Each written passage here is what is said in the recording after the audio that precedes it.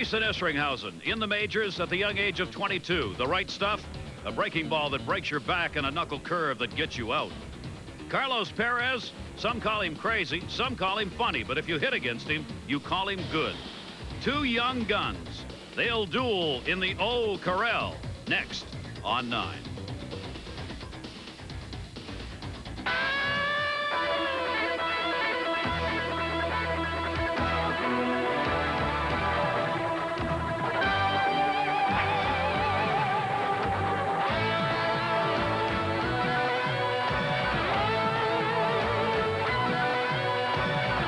From Montreal, Quebec, Canada, today the New York Mets visit the Montreal Expos.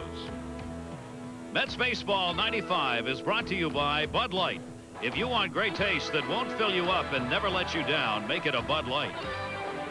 By the new Sunoco MasterCard that can earn you free Sunoco gasoline. By Coca-Cola, always in the game, always Coca-Cola. And by Roy Rogers, hurry into Roy's. The pitching matchup in today's game for the New York Mets, their rookie, Jason Isringhausen, going for his 4th win in a row. And on the other side, the left-handed rookie, Carlos Perez, 10-5 on the year for the Expos. The French have an expression for it. It's called deux mondes de différence. It means worlds apart. And I'm not talking about Gary Thorne or me. I'm Tim McCarver. I'm talking about the pitching matchup today between Carlos Perez and Jason Isringhausen. Isringhausen from Brighton, Illinois, and Perez from the Dominican Republic, and they're meeting in Montreal trying to get hitters out. And they have gotten hitters out everywhere else they've been this season. You take a look at the numbers for Jason Isringhausen, AA, AAA, and the Major League level. He's had 27 starts, a combined 16-4 record, has worked 187 innings. He has lost in his one matchup against Montreal this season. For the other rookie, Carlos Perez, that 9-1 mark at home, with that goes the 3rd lowest home ERA in the National League, and in the games he has lost, very little run support there, only 9 runs in those 5 losses. A couple of real good rookie starters in this game. It is a terrific matchup, and we'll see how both of them do after this from Bud Light.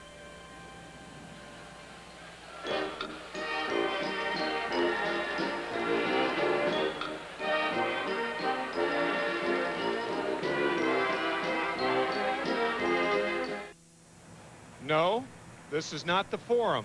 Hockey starts in about a month. This is Olympic Stadium in Montreal, and I guess the Forum, the new Forum, is going to be ready when, in February? In the spring, they hope, February or March, for the first game. Interesting to read that story today about the roof that they are putting on the Forum, saying that it can withstand, it's 3 times sturdier than most roofs in this area, and didn't realize that this is a major earthquake area here in Montreal. Probably took a lesson, Timmy, from this roof.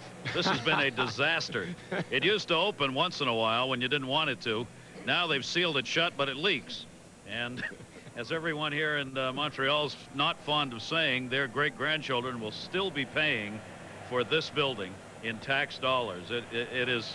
It's been one of the real disasters for this city, this Olympic Stadium built for the Olympics. They lost money on the Olympics. They've lost money on this stadium and continue to, and the costs of building it were exorbitantly over the expected costs, and then the roof never did work right. It was built in 1976 for the Olympics, and it is the sobriquet is the Big O, O-W-E. And it's payback time really for the Montreal Expos. The Mets have won 2 in a row. Bobby Jones with a shutout on Friday night, and then the Mets winning last night 6-5. A very exciting ball game. John Franco with his 22nd save of the season, and Jason Isringhausen will go for victory number 6 this afternoon. And his mound opponent, what's new? He sprinted to the mound. And he's a left-hander. Those are the numbers for the Mets against southpaws. It'll be the 3rd consecutive southpaw they have seen in this series, and he's a good one. Pitched in the All-Star game down at the ballpark in Arlington. He pitched 1 inning in that game. Carlos Perez, 10-5, 9-1 here in Montreal. And you talk about antiques, folks. He has them. Fun to watch. Fun to watch, tough to hit. We'll see how this lineup does it for the Mets. Brought to you by your Tri-State Quality Ford dealer. Damon Buford again leading it off in left field for the Mets. Jose Vizcaino at shortstop will be batting second. Carl Everett in right field at third. Jeff Kent, second base in the cleanup spot.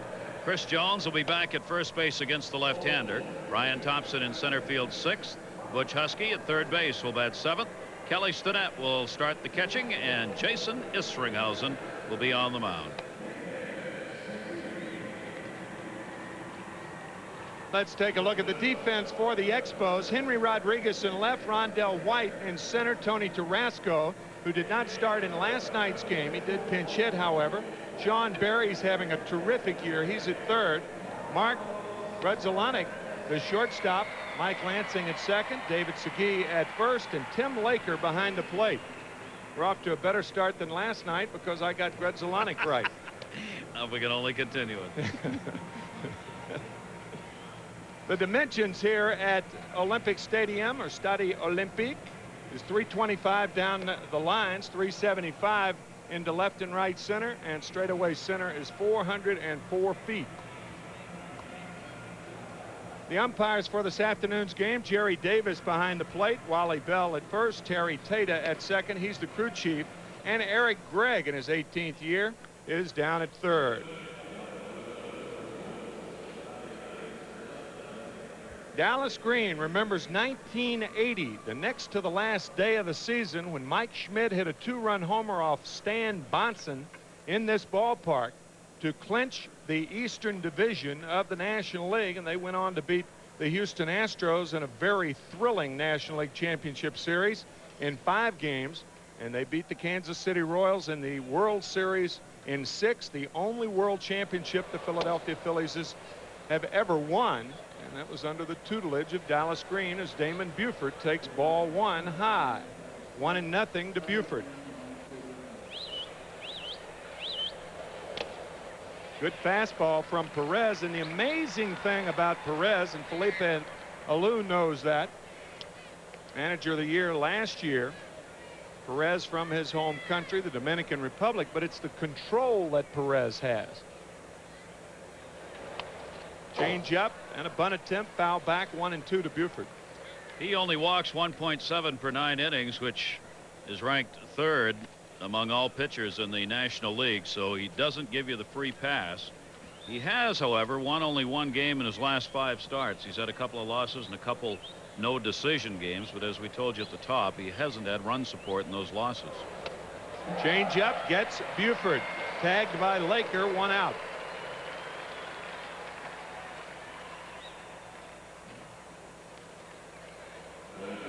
And the reactions already start for the 23-year-old Carlos Perez. Gets the strikeout, and I don't know what he did, but you saw it. Wearing the same numbers his brother Melito does with the New York Yankees. There are 4 Perez brothers that have played professionally. Carlos makes 5. The most renowned, I guess, Pascual, and then Melito with the Yankees. Also Vladimir, who was with the Mets in their chain from 87 to 89, and Ruben Dario. 0-1 to Jose Vizcaino. Just underway at the Big O. Great matchup, Perez and Isringhausen. He's a non-drafted free agent too. I mean, all the scouts, despite the fact he had all that pitching history in the family, didn't think enough to draft him, and ended up being signed. He is something else. Isringhausen, on the other hand, was drafted as an outfielder in the 44th round. That's why he sports number 44. Good fastball from Perez. 0-2 now to Jose Vizcaino.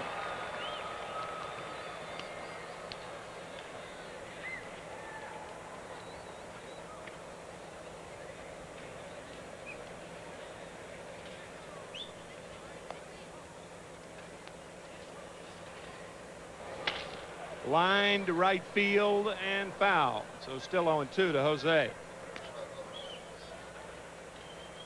Jose very familiar with Perez. They are countrymen.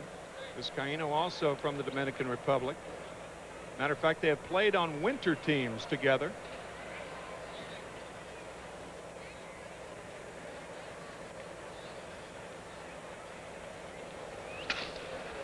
Vizcaino is jammed. Grudzielanek, a double clutch, and out at first is Vizcaino. Grzelcyk did not appear to be able to get the ball out of the glove, but he did just get Vizcaino 2 outs. This came to be a very close play on what looked like a routine ground ball. He did stay back a little bit on that right there. See, he had trouble getting it out, had to take 2 shuffle steps, and got it over there in a very close play at first base. Carl Everett, the switch hitter, of course, batting right-handed against Perez.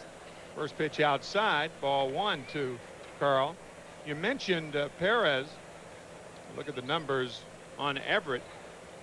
Perez with only 1 win in his last 5 starts. Fastball for a strike, 1-1.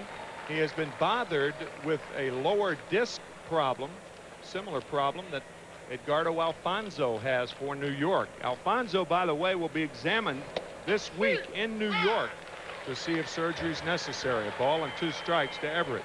And like Isringhausen, start before last, Perez missed because of that back, and then came back and was held to a pitch count and came out throwing a no-hitter against the Giants.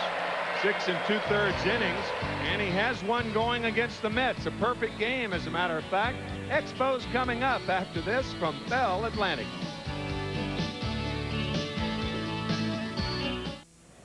The Mets went in order in their half of the first. Isringhausen will try to get the Expos to do the same. His last outing, his best outing of the year. He worked 8 innings against San Diego last Tuesday night. Matter of fact, we carried that game, and he was brilliant. Walking 3, striking out 2. So Jason Isringhausen going after win number 6. Felipe Alou's lineup for the Montreal Expos will look like this. Rondell White leads it off in center field. Grzelcyk moves up into the 2 spot at shortstop. David Segui, the former Met, at first base third. Sean Berry continues his hit streak at third base. Henry Rodriguez in left field. Mike Lansing will bat 6th at second base. Tony Tarasco in right field 7th.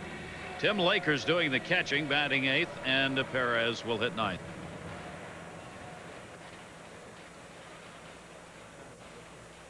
We'll set the defense for you a little later as Rondell White rips the first pitch from Isringhausen up the middle for a base hit. So White on the first pitch singles to center. And here's the defense for the Mets. Buford, Thompson, Everett in the outfield. Husky, Vizcaino, Kent, and Jones at first. Once again, his 5th start at first. And Kelly Stinnett behind the plate. Rondell White a threat to run. He has stolen 21 in 25 attempts. And the batter Mark Grzelcyk. We'll see if Felipe Alou will bunt with Grzelcyk here in the first with Perez pitching. Close, but no Havana. Expos well aware that base stealers have run rather freely on Jason Isringhausen, because that's one of the aspects of his game that he's trying to fine-tune. That's holding runners closer.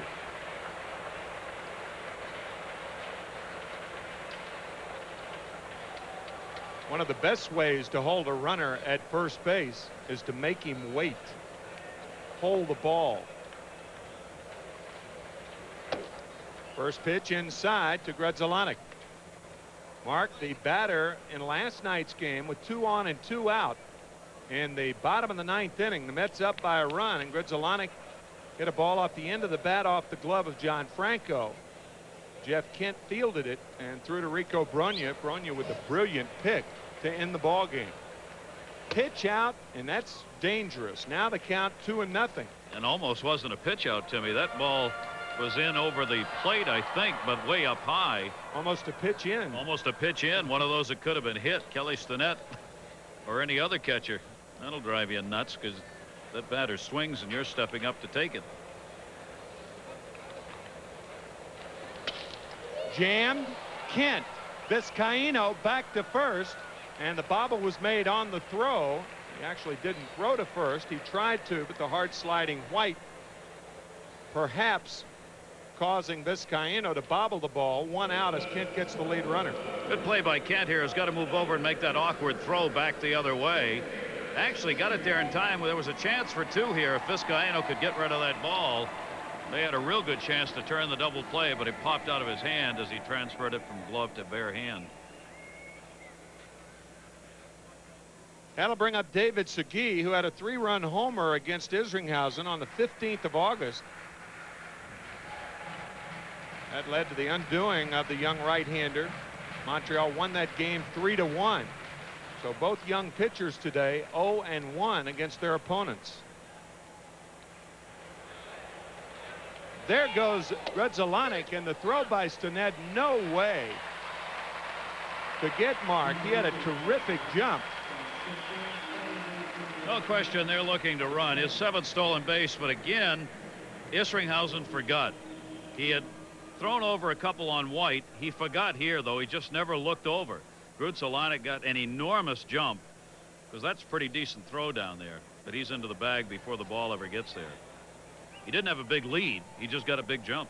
Yeah, Dallas Green, the first guy to admit that the first thing the Mets pitchers have to work on next spring is holding runners close. Of course, the abbreviated spring training this year, they really didn't have a chance to work on much. The knuckle curve is down and in, 1-1 to David Segui. David, since leaving the Mets, 3 hits in 14 at-bats against New York.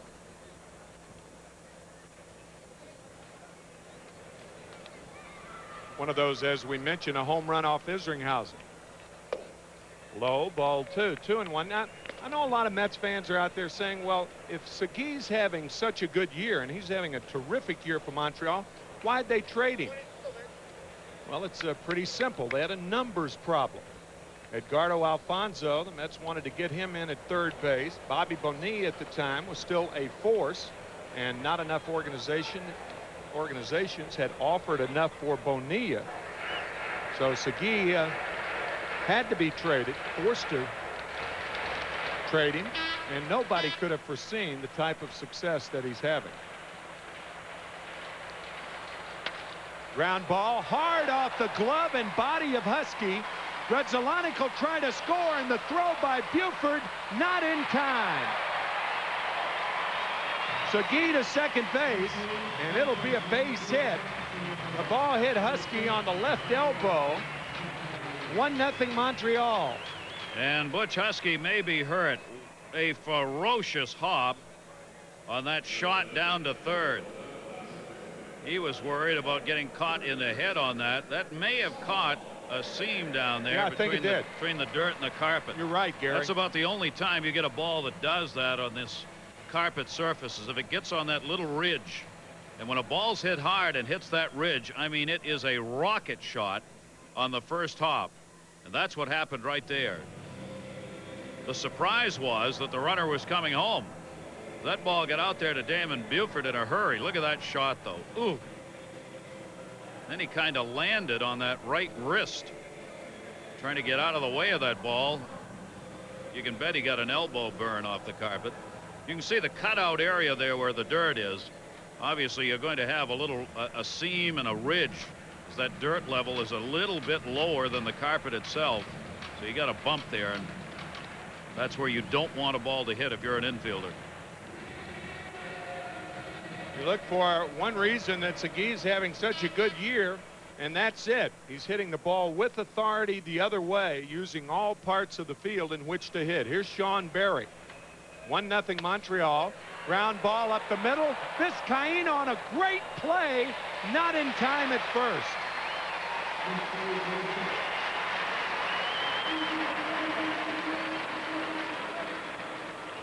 Well, this has started out as a carpet game. These are the kind of things that happen on the artificial carpet. That ball, once it's down on the ground, really skitters towards center. Outstanding play there. Great stretch by Chris Jones to try and come up with the out. Can't do it. Vizcaíno ranging over. He's going to have a burn on that arm too right there, sliding along that carpet.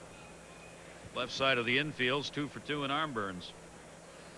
So just like the carpetbaggers after the Civil War, the Expos have exploded for one. They are threatening here. Henry Rodriguez is the batter. First and third, 1 out. Carpetbaggers, by the way, received in the South about the way the Expos are being received by the Mets here in the first inning. Rejected. Unsavory fashion, right. Fastball is low to Rodriguez, ball 1. Being from the South, I am not a fan of carpetbaggers, by the way. I just thought I'd bring that up. I'm from the north, and I'm not either. Well, in a sense, I guess both organizations here, like the South after the Civil War, Reconstruction, both with good young players. Mets with the youngest team in the National League. Both teams with small payrolls. Mets are next to last. The Expos are last in the National League. 2 balls, no strikes to Henry Rodriguez. Billy Paolou having to do this season without Walker, without Grissom, after they put together the game's best record last year, 74-40. But then it all came to a grinding, striking halt.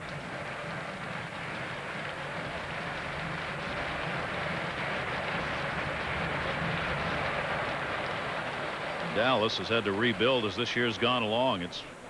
You needed a lineup card with the Mets, a roster every day. Rodriguez is jammed. Isringhausen wanted to take it himself, but he's waved off by Vizcaino for the second out in the inning. That could be a big out, because now there are 2 outs with Mike Lansing, the second baseman, coming up. If Isringhausen and the Mets get out of this inning, giving up only 1, it'll be a success. Isringhausen, you got to get out of there even faster than that. The very thought of trying to go after that pop-up is one he's got to give up, unless it's one of those very low pop-ups where only he's got a chance to catch it. Otherwise, you just move out. Mike Lansing greeted with occasional boos, not nearly as bad as they were Friday night or last night. Lansing with some disparaging remarks about a French flight steward on the charter flight the Expos took back to Montreal on Thursday night. Ended up Thursday evening. 1-1 to Lansing. He apologized, but if you caught our broadcast last night, it was not an apology that was well received by the French, predominantly French-speaking Canadians in this area. 1-1 to Lansing.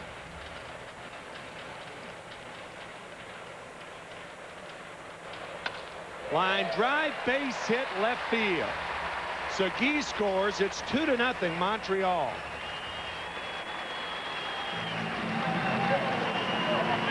Lansing has had an outstanding year for the Expos this season.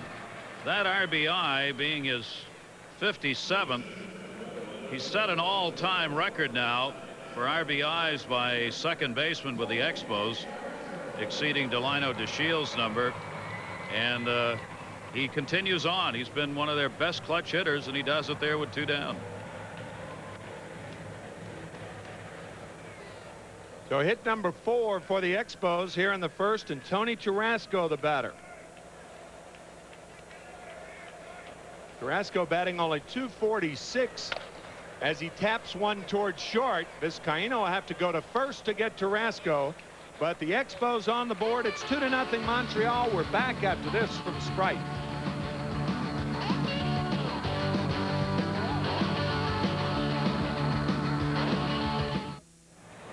Top of the second, the Mets with a small hill to climb. Montreal with 4 singles and 2 runs in their half of the first. Mets going in order. Carlos Perez striking out 2 in the top half of the first, and Jeff Kent the batter.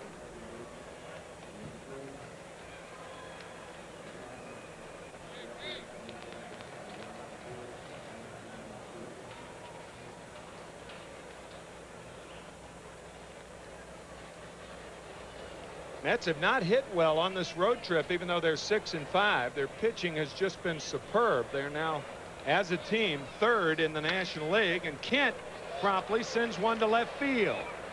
So the first Mets base runner is Jeff Kent, leads off the second. Chris Jones coming up. Jeff getting back into the lineup after missing the first game of this series because of that quadricep muscle pull. 1 for 5 in the ball game last night, and his second hit of the series right there. His good buddy David Segui. And they're both talking to one another because both of them are 1 for 1 in this game. If both players were on. Yeah, that's it. Oh, of course. If they were on errors, there would not be as much talk. Chris Jones, the batter, batting .281, and he fouls it back, 0-1.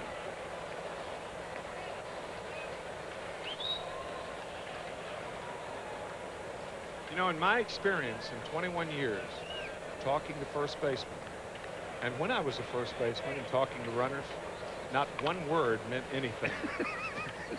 And that's the truth. So you're how's saying the family? Gee, you're hitting it well, and neither person cared how the other one was doing. One they were Chris Jones. non-substantive discussions. That is correct. Yeah. That's better put. No, that's what it was. 21 years of bull. Also correct. Popped up and playable. Laker, the catcher, off with the mask to make the catch. 1 out.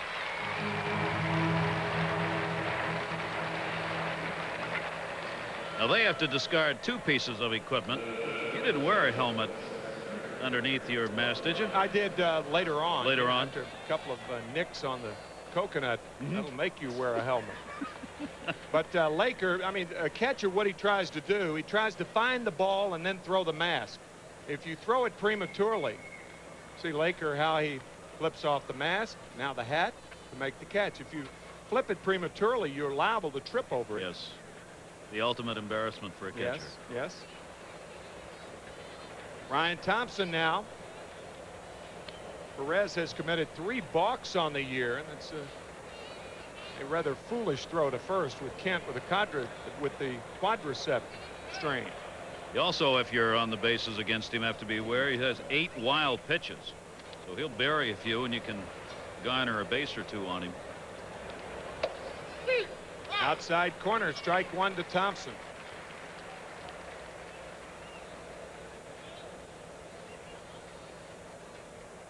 He's loved this series with those 3 left-handers in a row pitching for Montreal. Budweiser star of the game last night. 3 runs driven in. Mets winning 6-5. They trail here 2-0.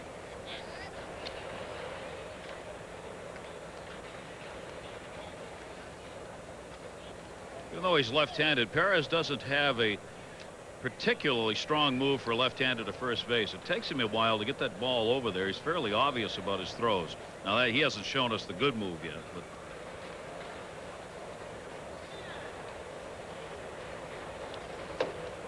good inside heater to Thompson.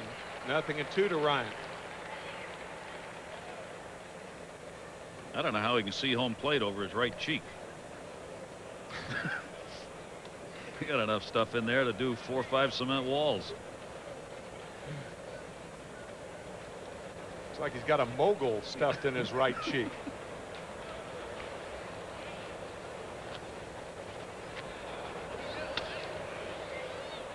Fouled away. Thompson still alive. 0-2 to Ryan Thompson.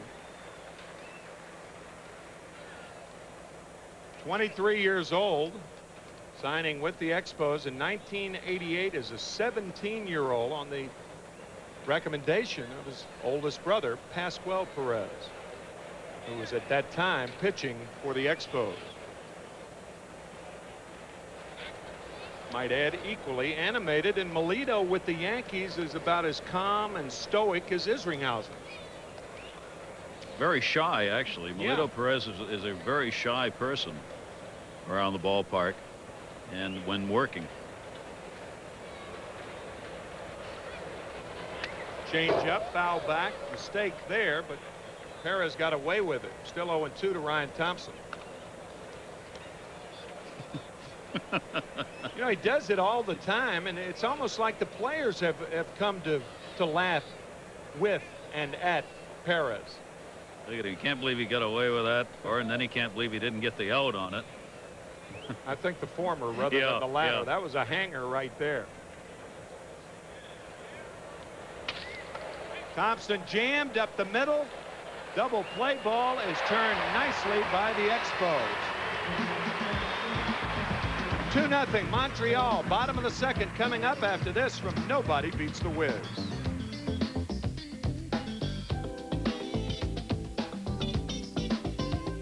With Gary Thorne, I'm Tim McCarver here in Montreal, Quebec. The Mets wrap up this series and road trip tomorrow evening Bill Pulsifer against Pedro Martinez.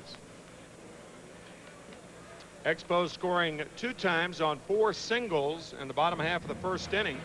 And the catcher, Tim Laker, will be the first hitter against Jason Isringhausen.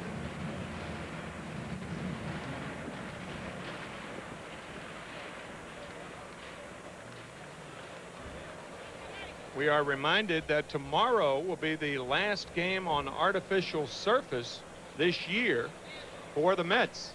Laker with a bunt and a beauty. Husky, the bare hand throw, he throws it away, backed up nicely by Kent. So a bunt base hit for Tim Laker, who appears to have strained a hamstring, quad, or a groin. Usually if they reach for the back of the leg, it's a hamstring problem.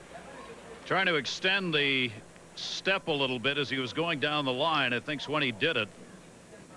Right here, Husky, not much of a chance. Even a good throw, you see no way he's going to get him. And there's the grab of the back of the leg.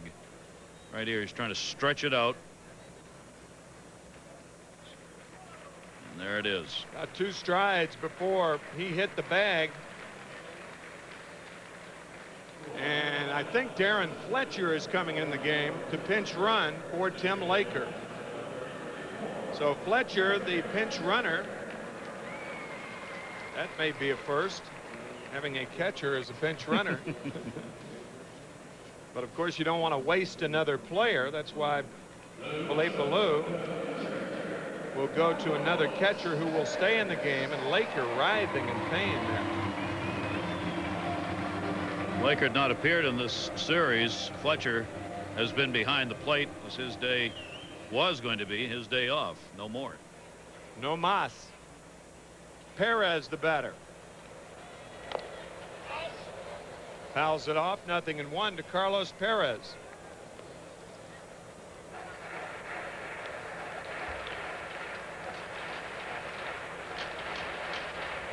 He's actually hit for the cycle this year. He has a double, triple, home run, 3 singles. 5 RBIs. That's pretty good. 42 at-bats for a pitcher.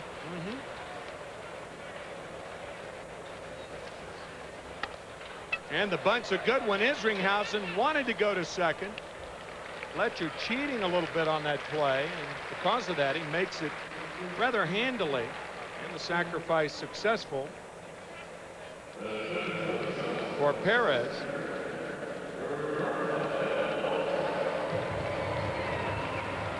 That's his 4th sacrifice of the year. Rondell White the batter. Thunder hands, his manager calls him. And I'll tell you, when you're around the batting cage down there and you see this guy hit, the way the ball jumps off his bat, you know why he is nicknamed Thunder Hands. Grounder, chopper. Husky will just eat it, knowing that a throw possibly would allow Fletcher to go to third. So an infield hit for Rondell White.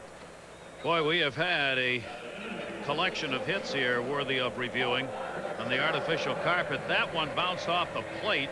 In this series, we've seen 4 or 5 balls that have come off that plate and go a mile high.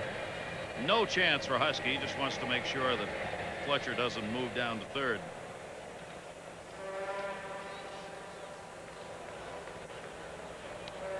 Third infield hit of this ball game against Isringhausen. Hit number 6 for the Expos, and a swing and a miss by Mark Grizzolonic, the shortstop.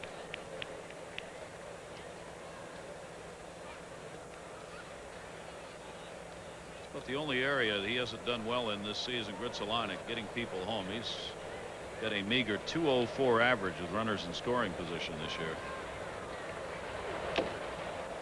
0-2 for the Montreal shortstop, who spent July and August at Ottawa in the International League. Will Cordero, the regular Expos shortstop for the last 3 years, started last night's game in left field, and talk about making left field a permanent place for him. Foul back, but you don't know whether Cordero can hit enough to be a regular left fielder. His problem at short is he doesn't throw well enough to play shortstop. Grizzolonic has a great arm on him. He's got a gun and play anywhere in the infield. He's just coming off the flu. He lost 7 pounds over the last 3 days. The flu kept him out of the last road game they were on 4 days ago. Fouls the knuckle curve away. Still 0-2 to Grudzielanek.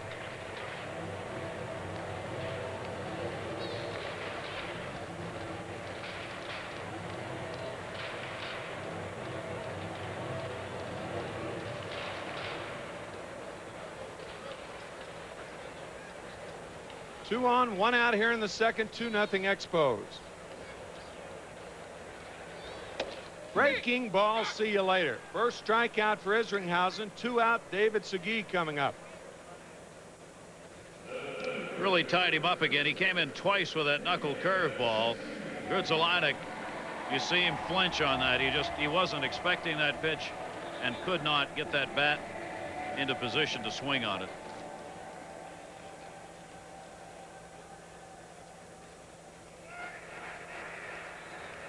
David Segui, a single, driving in run number 59 on the year in the first inning.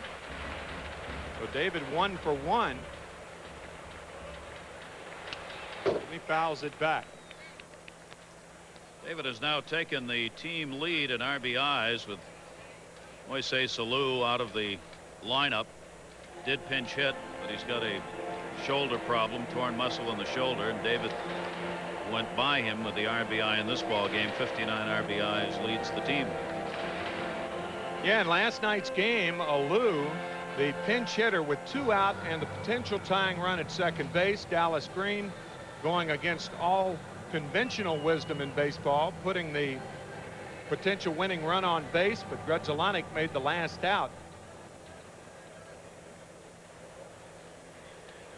Isringhausen has thrown 10 pitches here in the second inning, and all have been strikes.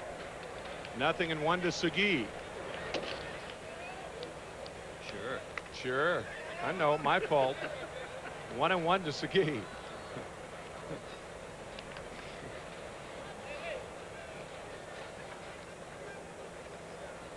Mention a no-hitter. Yeah. The minute you get it out of your mouth, there it base goes. hit. Yeah. Blame it on the media. Breaking ball is high. 2 balls and 1 strike after 10 straight strikes, and my mention of it, 2 straight balls. It's amazing with some fans how much power they think you have. They think if you say, I mean, this jinx stuff. And, you know, a lot of that transpires in the dugout too. A lot of guys wearing their Jim Fregosi, the Phillies, wears the same jacket, much to the dismay of his teammates and his team. Good luck jackets can become kind of gamey. It's 2-0 after 2 here in Montreal. Expos on top. Put back after this from NYNEX.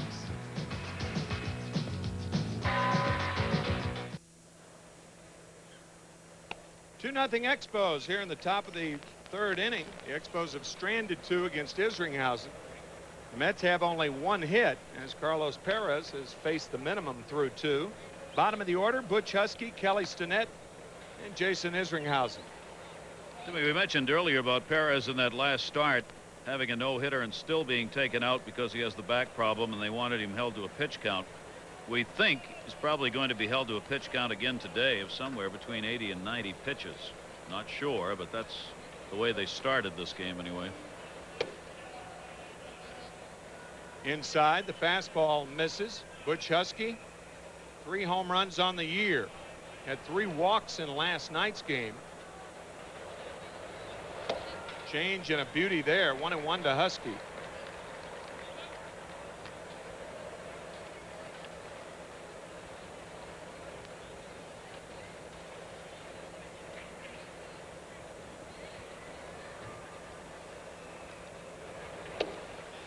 Right on the corner. Ball and 2 strikes to Husky. Perez continues to stay ahead of the hitters.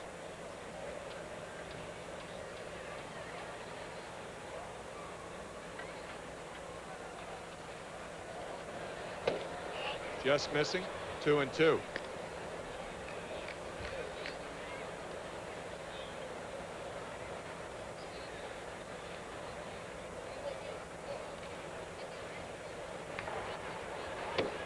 Changeup gets Husky. Third strikeout for Perez. One out here in the third, and Kelly Stinnett coming up. 98 strikeouts for the season in 132 innings for Perez. Not an exceptionally high number when you combine that, though, with the fact he walks less than 2 per 9 innings.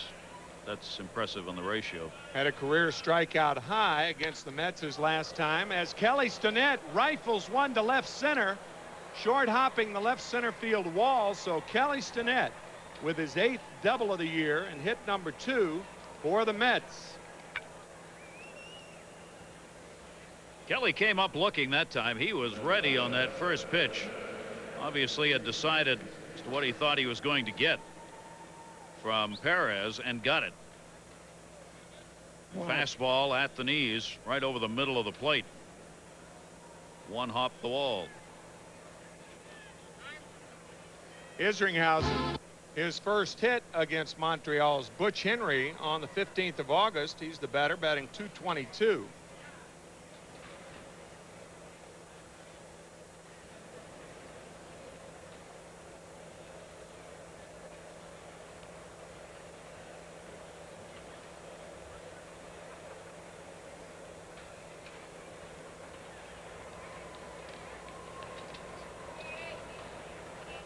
Stinnett on at second, one out here in the third. 2-0 Montreal. I can't believe Segui charging at first base. There's one out.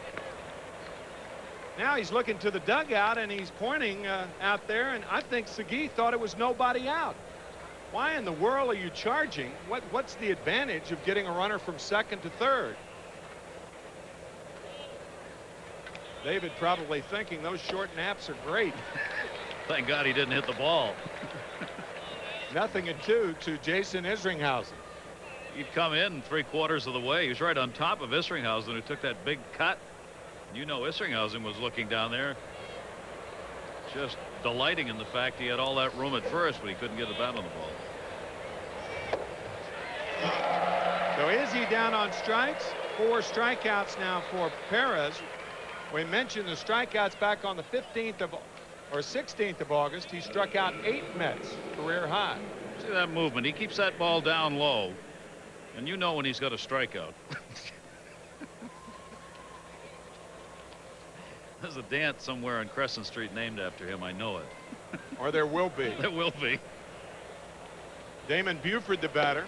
He takes a fastball high. You know, you may be wondering how Perez he ended up with back problems. That might be the reason, and I'm saying that about half in jest. He gets some pretty good torque on that back, the way he jumps up and down, slams his feet into the mound after the strikeout.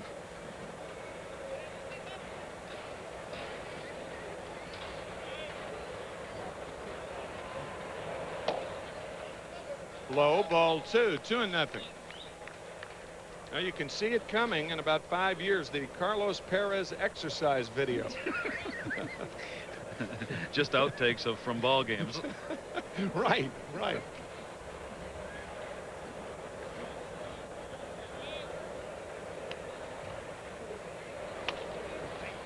Buford jammed and he fouls it back. 2-1 to Damon, who's had a good road trip. He's been on base 14 of his last 32 at bats.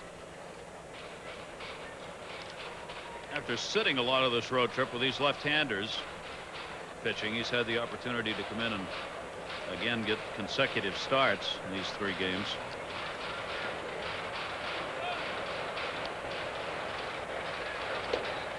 Outside corner, 2-2 to Buford.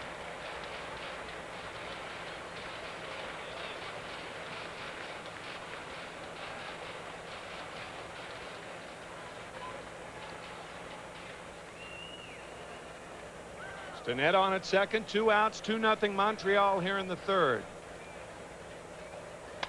Line to center field, base hit. We'll see if Stinnett can score.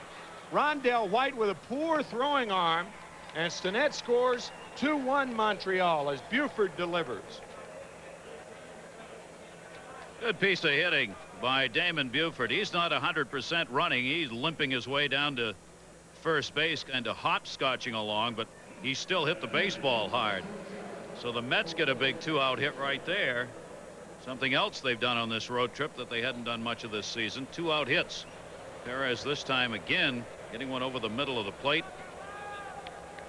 Not so much of a reaction on that one. RBI number 9 for Damon Buford, and Jose Vizcaino the batter. Outside, ball 1. I heard something last night, and I guess when you're around the game, regardless of how many years you're around it, you keep hearing new things, and it made a lot of sense. Claude Ramon, the broadcaster, ex-pitcher, major league pitcher for the Expos. There's a strike, 1-1 to Vizcaino. Told me that he suggested to Joe Kerrigan, the pitching coach of the Expos, to try to help center fielder Rondell White with his throwing. I said, you know, I've never heard of that, but that makes sense. I mean, here's a guy who is trained in the art of throwing a baseball, and why not? You work on mechanics with pitchers. Sure. Why not work on mechanics with outfielders? Sure. Coaches usually, as Perez throws to first, coaches don't like to get into other areas. Tommy Harper is the outfielder coach. I don't know what this stutter step was here. Whoops.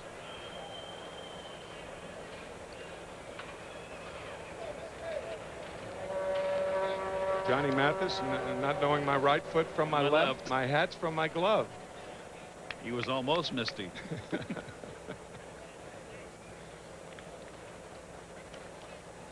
But I mean, that does make sense. I mean, Yeah. here's a guy who you know, he's trained to help guys throw baseballs, so why wouldn't a pitching coach help an outfielder with a throw? Might say, well, a pitching coach is trained to teach guys to pitch 60 feet 6 inches, but we're just talking about mechanics of throwing right here. Rondell White, they say, has a fairly strong arm, but he takes too long to get rid of it.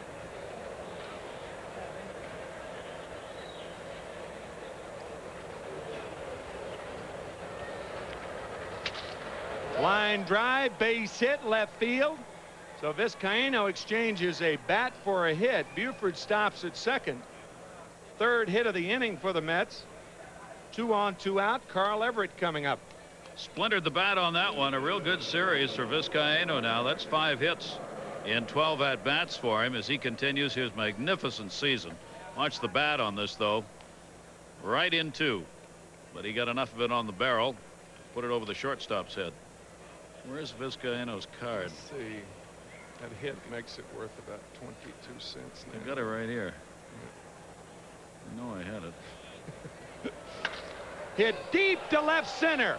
Back is White, and this ball is gone. Home run, Carl Everett. A 3-run, 2-out shot off Perez. 4-2 New York. Well, Carl Everett has not had a great batting average on this road trip.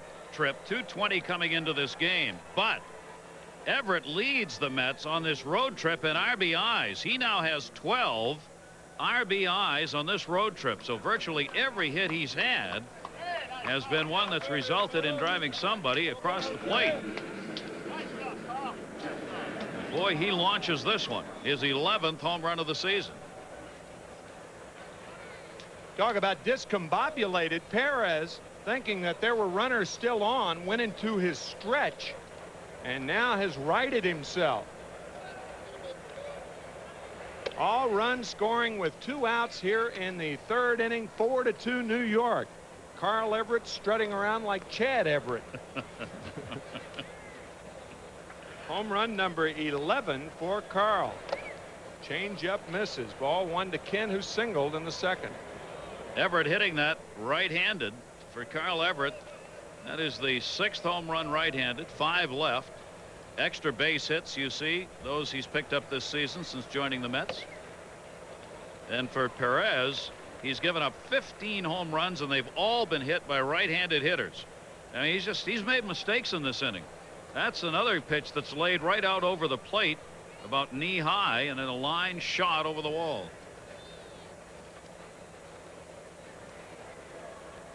One and 1 to Kent. Ball and 2 strikes to Jeff. Carl Everett's first home run since August 25th. That was when he hit the grand slam home run off Willie Blair of the Padres.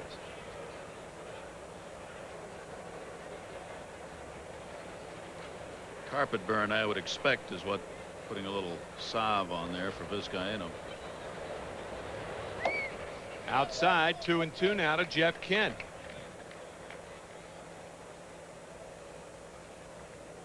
It is a real thrill to see this team blossom as it has in the second half of the season. I mean, they are a force with which to be contended. 30-24 since the All-Star break. Give you an idea, the Expos are 1 game under 500, 27-28. Timmy, the first half of the season, we talked about how this team had a dreadful batting average with 2 down and runners on. They couldn't get anybody home. During this road trip, they've been innumerable times, including this inning, where with 2 down, they've scored all their runs. Buford single and the 3-run homer by Everett. Sandwiched in there, a single by Jose Vizcaino. That's a great sign. It's a sign of confidence in your hitters. When you start delivering 2-out hits, it means the hitters are starting to believe in themselves, and they aren't going up there thinking, I can't do it. They're going up there believing, yeah, I can, and they are. Still 3-2 to Kent. 2-out RBI. For the most part, you have to get a hit to drive him in. It's not a cheap RBI. You can't lift a fly ball deep to center and score a run from third like you can with 1 or none outs. You can't early in a ball game drive in a run with the infield back, as Everett did last night. Still 3-2 to Kent. For the most part, you have to do it yourself. That's why it is such a key category. And Everett's moved his scoring position batting average up over 300 with that hit. So another one of the young guys who's becoming a very good clutch hitter for the Mets. 41 RBIs now for Carl Everett. This one hit deep to left field. Back is the left fielder Rodriguez, and he watches it go. Home run Jeff Kent, number 17 on the year, and it's now 5-2 New York. So Perez, who came into this game having worked 6 2/3 of no-hit ball in his last outing, with 2 down, cannot find the 3rd out in this inning. Back-to-back home runs, Everett and Kent, in a ballpark that does not give them up readily. But again, Carlos Perez puts one in there. Now, that's a little further out, but it's still at the level where Kent could go down and get it and drive it, and a little bit further than Everett's home run, same spot in left. Strike 1 to Chris Jones. 0-1 to Chris. That's 5 2-out runs here in the 3rd. Outside corner, 0-2.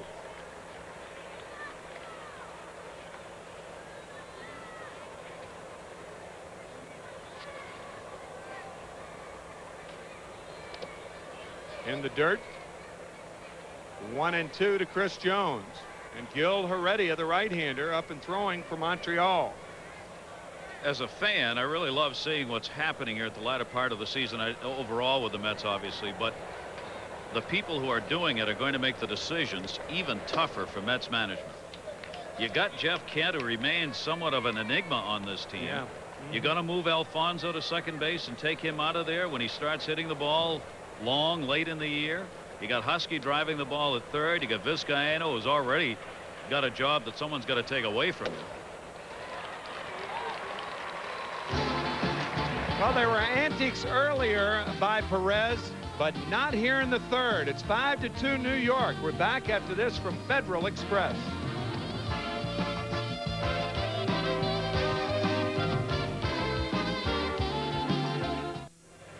Fans, join us on Sunday, September 17th. That's next Sunday for Dunkin' Donuts Coffee Mug Day. All fans age 15 and over at the 140 Mets-Phillies game will receive a 14-ounce mug courtesy of Dunkin' Donuts. For tickets, you can call 718-507-TIXX during business hours or stop by the Mets clubhouse shops. A per-ticket surcharge applies. And we want to remind you, Fan Appreciation Day is coming up on Saturday, September 30th. Tickets will be drawn throughout the 1:40 Mets-Braves game for great prizes, including weekend getaways, automobiles, gift certificates, and many more items. For ticket information or to charge seats by phone, call the Mets at 718-507-TIXX during business hours. A per-ticket surcharge applies.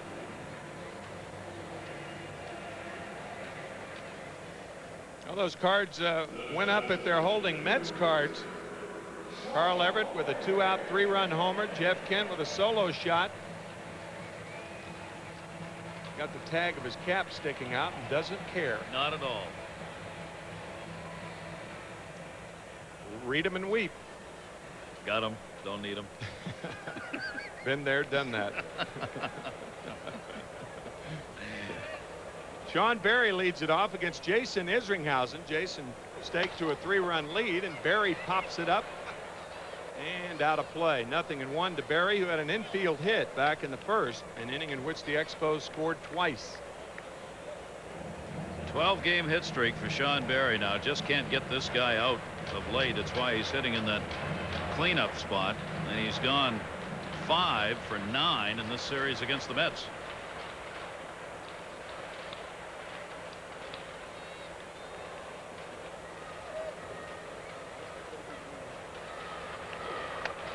Check swing on the knuckle curve, fouled away. 0-2 to Berry.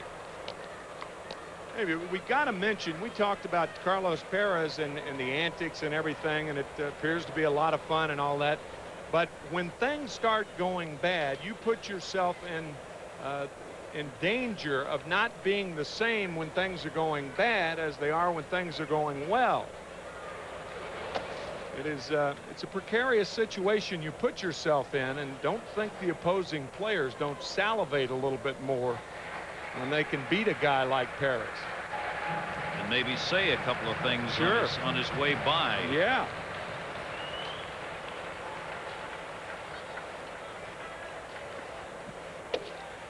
Just missing is Isringhausen. 2-2 to Sean Berry.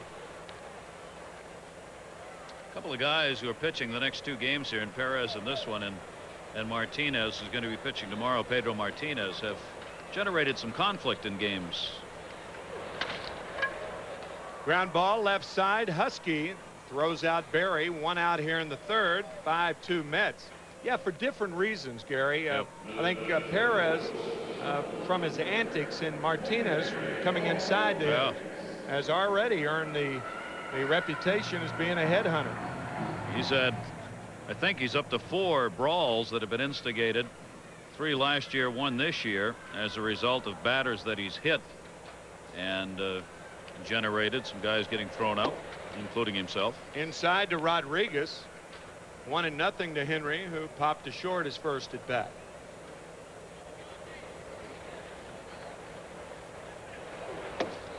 High, ball 2. As a matter of fact, Martinez established such a reputation, and Marty Brenneman and Joe Nuxall, the announcers for the Cincinnati Reds, were talking about it as him being a headhunter, and the Expos management became offended because they said that. Well, I mean, what are you supposed to say? I mean, this guy throws inside. I mean, here's a guy who hit Reggie Sanders when he had a perfect game. Now, last year, nobody, I think, thought Sanders should have gone out to the mound, but he comes inside with such consistency in trying to hit batters. At least that's the word around the league. I mean, you can't sugarcoat it. Rodriguez lifts one to left field and is caught by Buford. 2 outs. Well, he's hit 9 batters. Yeah. I mean, that is not an infinitesimal number here. That's 4 or 5 years worth for most pitchers in hit batters. Not only that, I mean, how many has he tried to hit? Yeah. And he's come inside to a bunch of guys. I mean, that's his reputation. Sure, that's just a statement of fact. Exactly.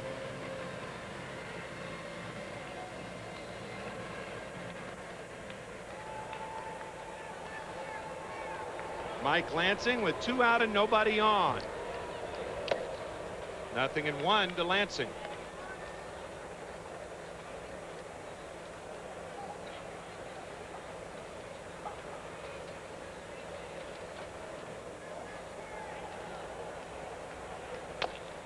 Check swing, foul ball. 0-2 to Mike. There's a break in the action. Ought to be a great time to break for the great taste of Bud Light. It's a big hit with fans everywhere because it won't fill you up and never lets you down. So make it a Bud Light. 6 hits for each side. 5-2 Mets here in the third. Strike 3 call. Second strikeout for Isringhausen as the Expos go in order. Still 5-2. We're back after this from Calvin Klein.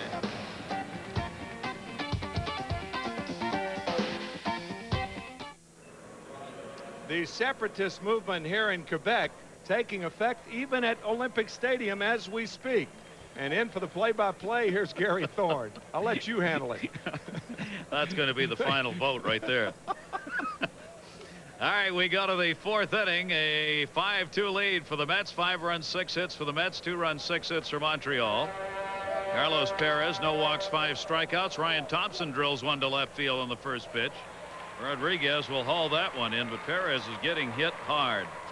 5 runs on 5 hits in the third inning. 3-run homer by Everett and a home run by Kent. Back-to-back shots. One away here in the fourth inning. First outing Perez had was back against the Mets on the 16th of August.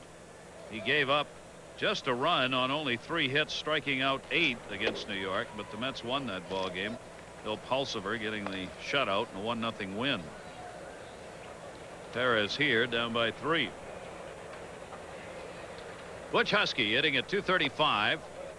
Big uppercut shot on that one. He struck out his first time up. Take a look at other games going on the National League scoreboard.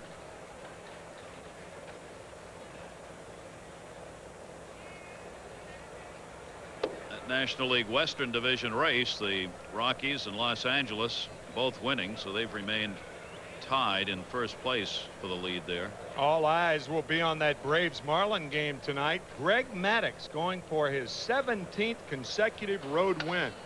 Up the middle, off Perez to second base. Play made by Lansing. Boy, did that pinball around on Perez. A 1-4-3 put out of Butch Husky.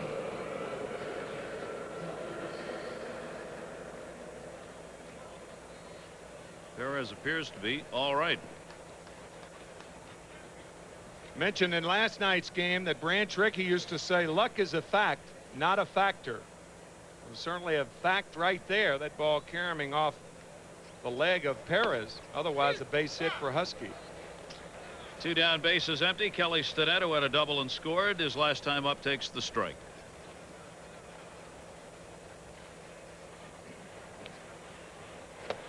Oh, 2. In Greg Maddox's last start, he tied a modern major league record of 16 consecutive road game wins. The record was set initially by Cal McLish in 1959 and then tied by Denny McLean in 68, Rich Dotson in 84. Boy, the Mets wouldn't mind winning this one and having the Marlins get beaten tonight, because the Mets have drawn to within 1 of Florida. And 3.5 behind the Expos. Yeah, chance to move up in the standings here in the last 20 games of the year. Check swing, he's gone. That'll be 6 strikeouts for Perez, who retires the Mets in order. But the Mets still have the 5-2 lead. Now this word from Nobody Beats the Wiz.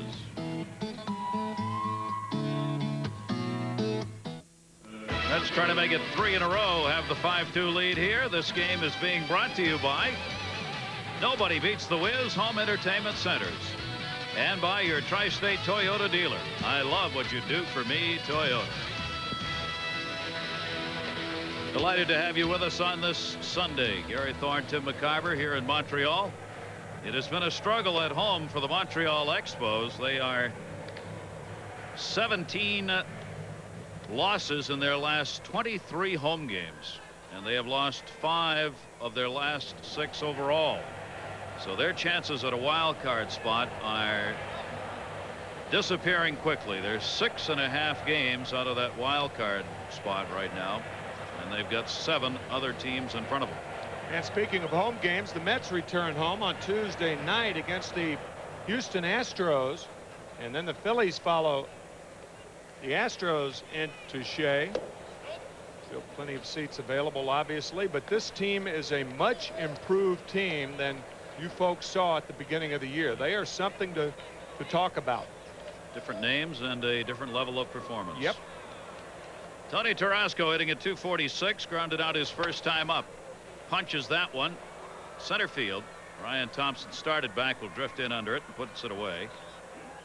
Tarasco retired, one away here in the bottom half of the fourth inning. Isringhausen hasn't walked anybody, has struck out 2.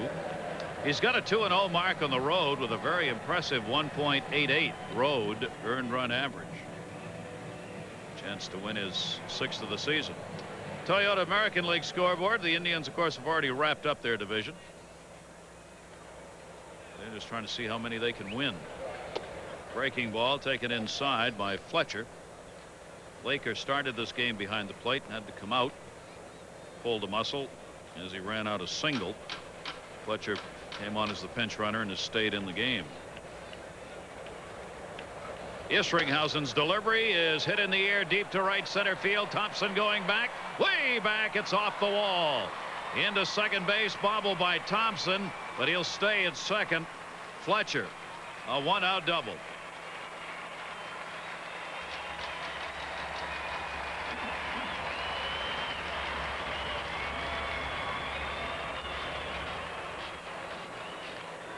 This ball missing a home run by about 4 feet.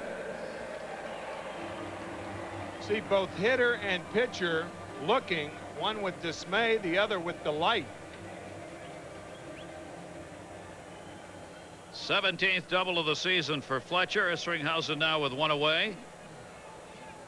Faces Carlos Perez, the pitcher, who grounds it to first. Backhanded Jones. Isringhausen covers. Perez retired. Fletcher moves over to third base, 2 away. I'll tell you, that's an interesting situation. You mentioned the pitch count earlier with Carlos Perez. He's already thrown 64 pitches. You have a chance to score a run, maybe get back in the ball game, and Felipe Alou allows Perez to hit for himself when he's going to take him out possibly after the 5th inning. Yep. And you got a bullpen full of pitchers to use. Sure. Yep.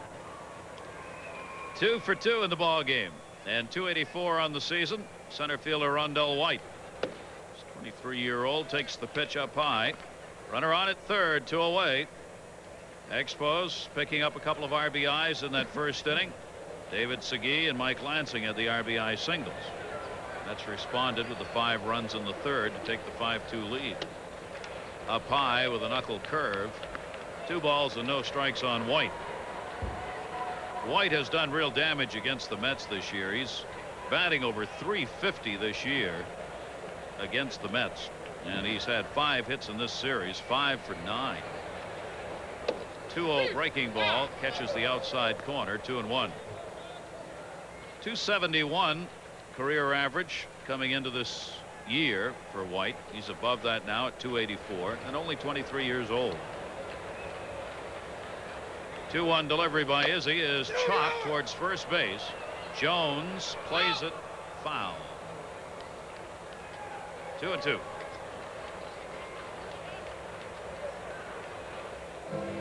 That's the beauty of a 2-0 breaking ball. The 2-0 breaking ball was in for a strike, and once you plant that seed in a hitter's mind, then you can throw him the fastball. Rondell White appeared to be fooled on that fastball, even though it was a 2-1 pitch. That was because Isringhausen had thrown that 2-0 breaking ball over for a strike. 2 balls, 2 strikes. And it's full. This is outside with it, 3-2. White only .217 with runners in scoring position for this club. Still has 48 RBIs. He has power, 11 home runs. First 3-2 count for Izzy today. And here's the 3-2 delivery, and he got him. His 3rd strikeout. So despite a 1-out double, Montreal leaves a runner stranded on that 1 hit, and the Mets still have a 5-2 lead. Now this from Apple Computers.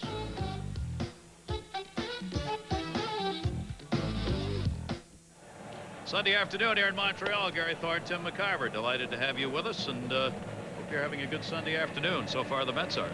Mets are having a good series after losing that last game to San Diego. You think about the losses, for the most part, they were in all the games. not blown out. They're 6-5 on this road trip and lead here by 3. And we'll go to work here. Carlos Perez hasn't walked anybody, has struck out 6, but has given up the 5 runs on 6 hits, including the back-to-back homers by Everett and Kent. Jason Isringhausen, the Mets pitcher, will lead it off. Struck out his first time up, 4 for 19 at the plate this year. One of the problems the Expos have had in this series, along with Met pitching and play overall, is that they've stranded base runners. They have the second fewest number of base runners left on in the National League. But in this series, through the first 2 games, they stranded 16, and they already have left 5 on base in this ball game. They're just not getting people home when they get them on. 1-1 delivery. Isringhausen takes it away. 2 balls and 1 strike. Jason has swung the bat pretty well this season. He has picked up a double, 3 singles. And that one to center field, lifted pretty good, but it's 404 back there to the wall. White hauls it in. Isringhausen retired, 1 away. This copyrighted telecast is authorized under television rights granted by Sterling Doubleday Enterprises LP solely for the entertainment of our audience. Any publication, reproduction, or use of the pictures, descriptions, and accounts of this game without the express written consent of Sterling Doubleday Enterprises LP is prohibited. Any commercial or other use of the program, such as by charging admission for its showing, likewise prohibited. 1 away, nobody on. Leadoff batter Damon Buford, an RBI single in the 3rd inning, and then came around to score on the home run by Everett. He's had a couple of hits and 9 at-bats in this series. Perez outside. We were talking about the fact Perez may be limited in his pitch count, and it looks even more so now, Timmy. They've got the bullpen active. Yeah, so, I mean, you know, why allow him to hit in the 4th inning? I mean, here's a team continuing to fight for a wild card berth. They're 6.5 back, but allowing Perez, you only get 27 outs in a game. Not that Perez didn't hit the ball hard, but by pinch hitting there, you may not have a chance to pinch hit for that position anymore when it's meaningful. That is kind of inexplicable. Yeah. At this point of the season for Montreal, every chance you got to score a run has to be taken. The tomorrows are almost gone. 2 balls and 2 strikes on Damon Buford, hitting a .216 on the year. Chops that one to second. Lansing had moved over towards the bag and makes the play. 2 down. 2 away in the 5th. Jose Vizcaino. Vizcaino grounded out his first time up and singled and scored during that 3rd inning. Vizcaino now at .278 on the year. Switch hitter batting right-handed against the lefty, fouls it back. When you think about it, a pitch count is a nebulous thing anyway. I mean, who's to say that the back is not going to blow out before he throws 80 pitches, or that by throwing 110, you know, I mean, it seems to me to be a subjective thing.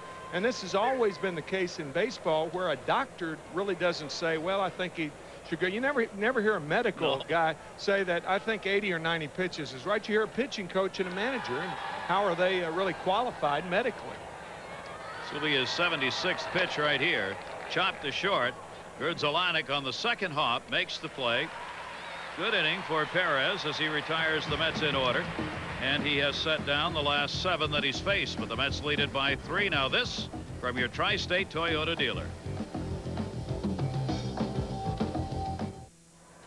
Some of the youngsters on hand and cheering on their Expos, but right now Expos are trailing the New York Mets 5-2 as Tim McCarver takes us to the bottom of the 5th.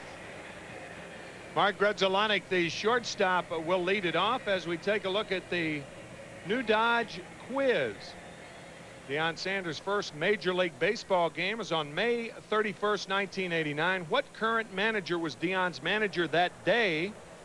And it was with the New York Yankees, and you're pointing, and I think you got it right. He's right down there in the Mets dugout, isn't he? The guy in the visiting dugout, Dallas Green. I think that is exactly right. Fouled away, 0-1 to Grudzielanek. Obviously, that question, because of Sanders' signing that huge contract with the Dallas Cowboys yesterday, or agreeing to it. News conference being held tomorrow. And what's the answer? Redzelanek hits it hard to center. Ryan Thompson there. One out here in the 5th. Was it Dallas? Oh, it was Dallas. No, we've already seen the answer there. I knew there was a period behind that for a reason. Those short naps again, Art. Those short naps are great. Now, I can't concentrate on an answer and have Redzelanek up there at the same time. I can only do one thing at a time. No, that's not fair. That's 4 or 5 things at a time. Right. Certainly 4 or 5 syllables. Thank you very much, guys. Current manager Dallas Green managed the Yankees when Dion played his first game, and that's why the period is behind the answer and not a question mark. Thank you.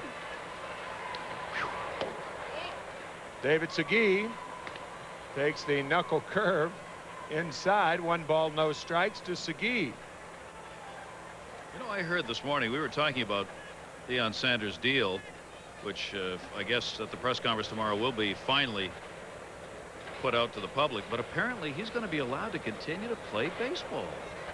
That's what I heard. You're going to pay a guy $30 million. For 8 games a year. Maybe. 8 or 12. What are you saying in football about the value of the regular season games? Bring up an interesting point. That is a point with which I am impressed. Never mind. Fly ball left field. Buford runs out of room.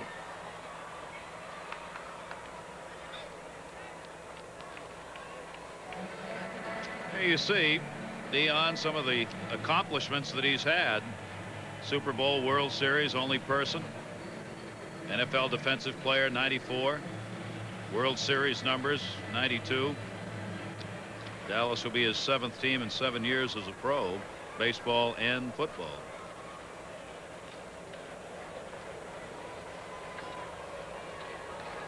Two and one to David Segui, and he hits it hard to right center field. Thompson is over to track it down. 2 outs. Good jump by Ryan Thompson. David Segui got all of that. I mean, that's about as hard as he's going to hit a baseball. We said 404 to deep center, but Thompson got a tremendous jump on it right off the bat. Saw it, kept his eye on it. Nice catch. Sean Berry, the third baseman, the batter, with 2 out, nobody on. The Mets up by 3 here in the 5th. I think the fact what you just pointed out, how can they allow him to play baseball, adds more grist to the theory that Nike is heavily involved in financing part of that contract, because it would behoove the Nike shoe company for Sanders to play 2 sports. More publicity. Yeah, absolutely. I don't think we've heard the last of this story. The NFL is going to have to investigate the ramifications of this deal and what's gone on, I think, behind it. I mean, and they want to, because they're already in a fist fight with Dallas. Yep. And Jerry Jones, their owner. Yep. I mean, you would think that Commissioner Paul Tagliabue already is starting an investigation, not because of the Sanders deal, but because of the alliance between the shoe company and a professional sports team. It may end up in court. Common sense would tell you. It may. 2 and 1 to Berry. 2 and 2 to Sean.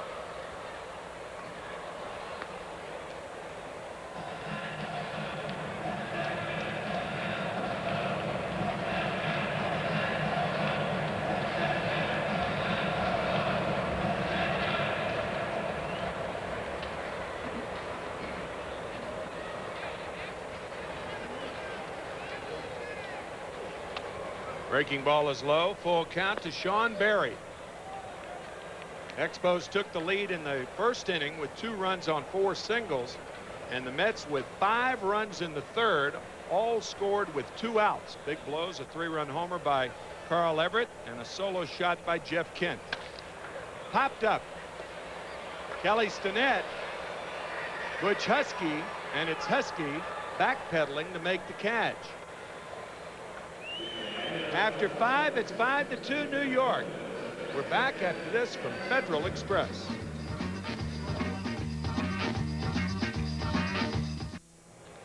New York Mets with a 5-2 lead as they go after their third in a row. They will now face Gil Heredia. Second time he has appeared in this series. He has been a starter for a good part of the year, now working out of the bullpen. 10 relief appearances, has an ERA of 1.93 as a relief pitcher, and has thrown 11 consecutive scoreless innings out of the bullpen. 29-year-old right-hander. And Carl Everett batting from the left side. A 3-run homer from the right side in the third inning. Slider from Heredia. 0-1 to Carl Everett. Carl now with 21 RBIs in his last 19 games, and as Gary said earlier, he has not hit for a high average, but he has made his hits count. 1-1 to Everett.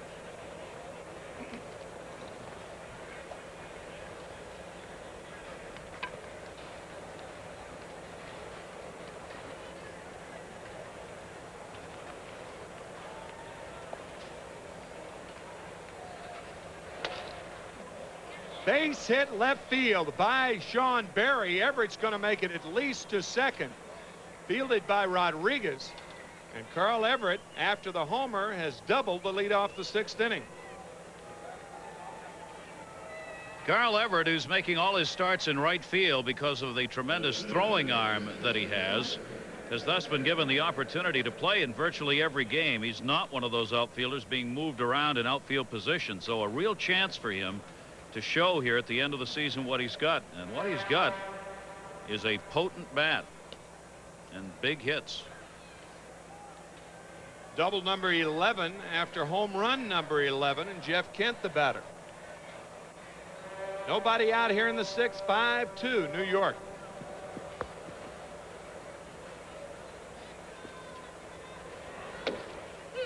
Inside corner, strike 1.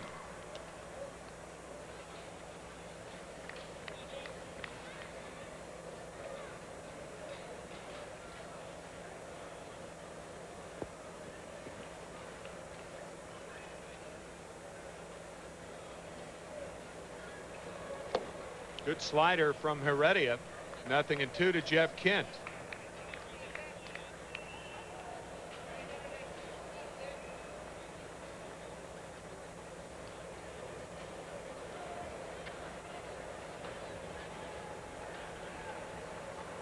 Rico Brogna on deck. He'll be the pinch hitter for Chris Jones.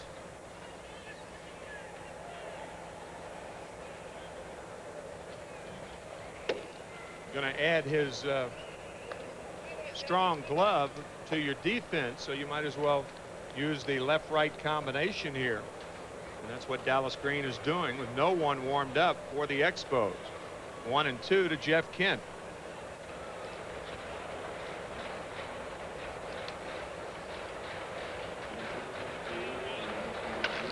Ground ball, foul ball. Just foul. Still 1-2.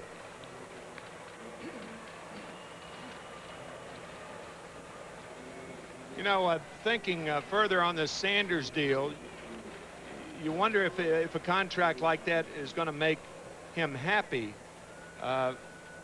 without wanting all the adulation and praise that comes along with a big contract. I think the modern day athlete should be criticized. I think it's a worthy criticism. Inside, 2-2 to Kent. When you think about it, they think adulation and big money run hand in hand. I once saw a definition for the word happiness, and it said happiness is wanting what you have. That has never been Dion. And that is really kind of a sign of the modern day athlete. What they have is a lot of money, and they have a tendency, not a tendency, more than a tendency, to take it for granted after they get it and expect the adulation that is not necessarily forthcoming, nor should it be necessarily forthcoming. it often is in our society, because a lot of people equate character with money. Full count to Kent. Low, ball 4. Good at bat for Jeff Kent. Jim Leland, the last time the Pittsburgh Pirates were at Shea Stadium, had an hour-long talk with him, and you and I both enjoyed talking to what we both consider one of the finest, if not the finest manager in the game.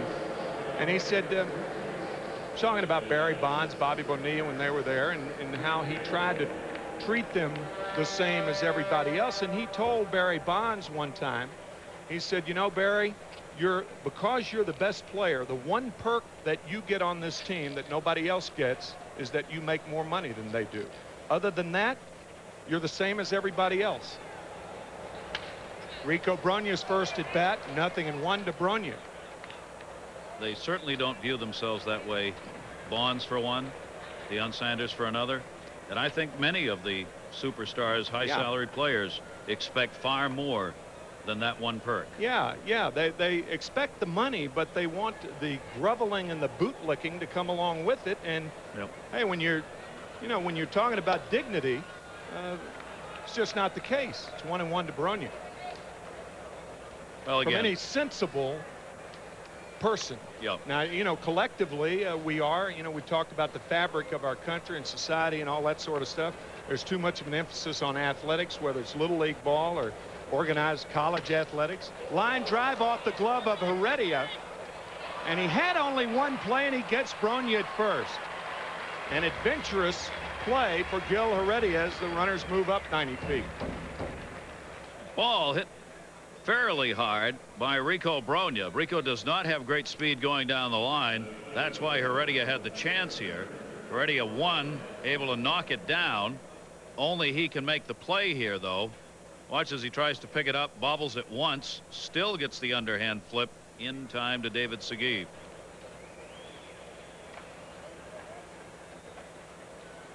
And Ryan Thompson, the batter, 0 for 2 on the afternoon. And certainly we're not just picking out Deion Sanders because of the contract that he signed, or Barry Bonds because of the money that he's making, but just as an indication that this is it's across the board with the modern day athletes, and there are exceptions, obviously, to that rule. And the best one this year has been Ripken. A shining example of how you can play this game and do incredible things and still be very human about it. A little looper, line drive, Everett off at third, safe. A good job by Carl Everett to get back before being doubled. 2 outs. Broke the bat on that one.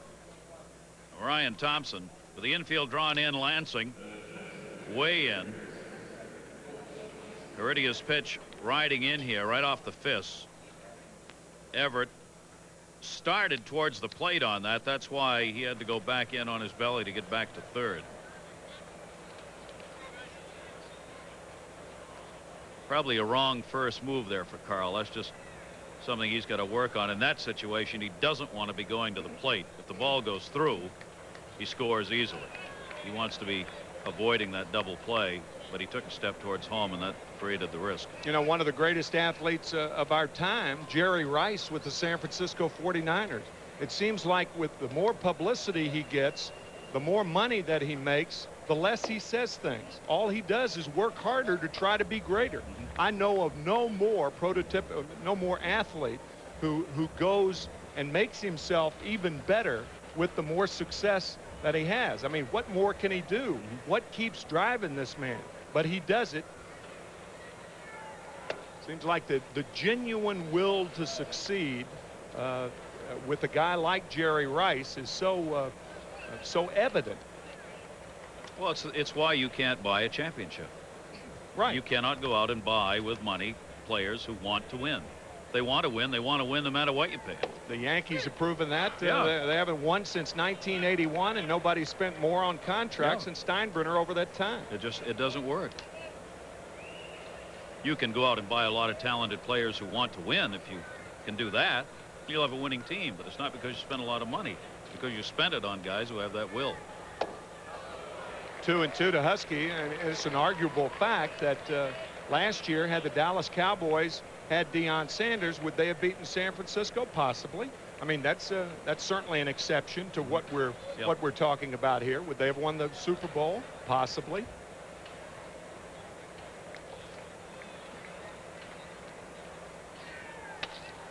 Ground ball towards short. Grudzielanek throws out Husky. The Mets threaten. They don't score. They lead it 5-2. Bottom of the 6th coming up after this from your Tri-State Toyota dealer.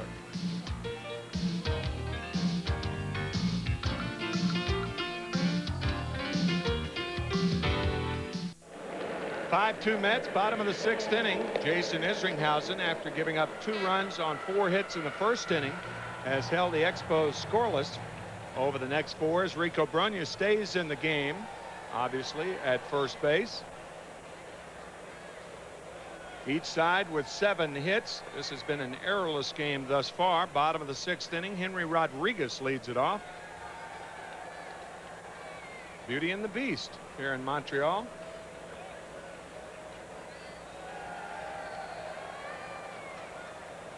Beautiful music in that Broadway play. Same company that owns that Broadway play also owns Cap City's ABC. It'll be official in January. 25% of the California Angels and the Mighty Ducks in Anaheim. 2-0 to Henry Rodriguez. That, of course, Disney. Soon that entire area will be just one big theme park, including a hockey team and a baseball team, and Disneyland. And in 200 years, this whole world may be a theme park. 3-0 to Rodriguez, and he takes a strike. 3-1.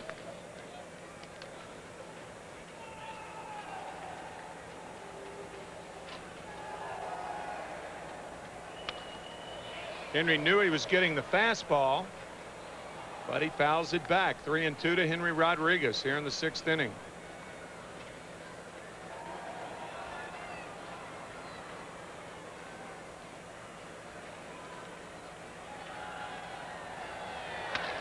Hard to center. Thompson over and back. Ryan Thompson has put on a roving clinic in center field over the last 4 outs. He's had 3 putouts, 2 in the 5th, 1 here in the 6th. And Mike Lansing coming up.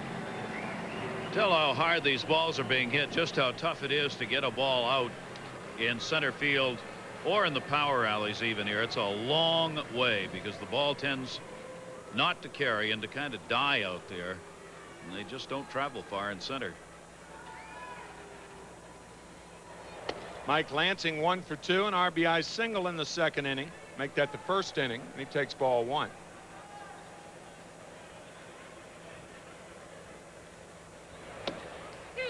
There's a strike. 1-1 to Lansing. When the roof used to open up and they had an air system here that would bring air in and it would go out through the roof, I mean, balls would fly out of here like you couldn't believe. The flags that are hanging at the top of the rim over center field used to actually blow up. Those flags right there, when that draft was going, would be blowing up towards the open roof. As we said, that roof is now sealed, and you see there is no movement there on those flags. 1-2 pitch gets him. So Lansing down on strikes. That's 7 in a row now, retired by Isringhausen. 4 strikeouts for Jason. Tony Tarasco coming up. Isringhausen's gotten tougher as the game's rolled along here. A great pitch. Probably a little low, but he can't take it, being behind on the count, and you're not going to hit that one.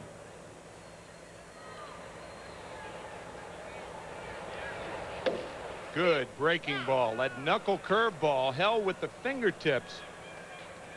Forefinger and the middle finger. 0-1 to Tarasco. Another knuckle curve. 0-2.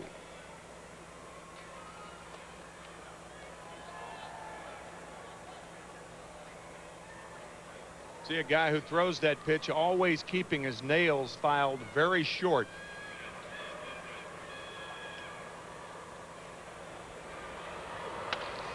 Tarasco fouls it back. Still 0-2 to Tony Tarasco. 44 versus 44.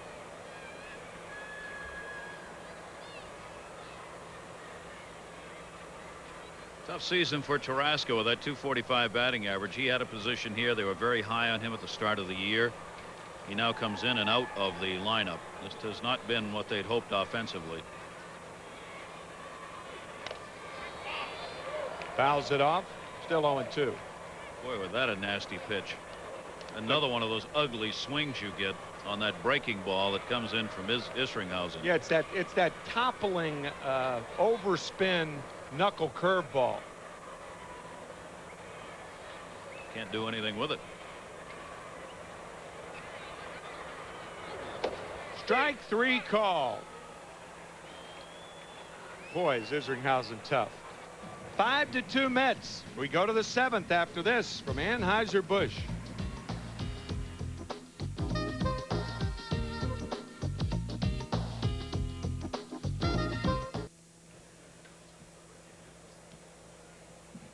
Top of the 7th inning, 14,358 on hand. But they are not happy right now. The Mets with 5 in the 3rd inning, all runs being scored after 2 out. And back in to take you the rest of the way, Gary Thorne. All right, Timmy, and Kelly Stinnett will be leading it off for the Mets. It'll be Stinnett, Isringhausen, and Damon Buford up for New York. Kelly had a double and scored in the 3rd inning. He's 1 for 2 in the ball game. Batting at .220 on the season now. Todd Hundley working his way back into the lineup for the Mets as he and Stinnett now share the duties. Todd Hundley started the ball game last night. Todd's just trying to get his stamina back. Stinnett, 2-strike count on him. Mets have stranded only 2 in this game. That came in that last inning. 5 have been left on by Montreal, but they have had their last 8 hitters retired in order by Isringhausen. Bounced by Gil Heredia, who is on in relief of Carlos Perez, who worked 5 innings and was charged with 5 runs on 6 hits, 2 home runs. Everett and Kent. He didn't walk anybody and struck out 6, but Perez, pitcher of record, with Heredia on in relief. That 9-1 mark at home for Perez in danger here. And a strike called on the outside corner. Kelly Stinnett retired. Heredia gets his first strikeout, 1 away in the 7th.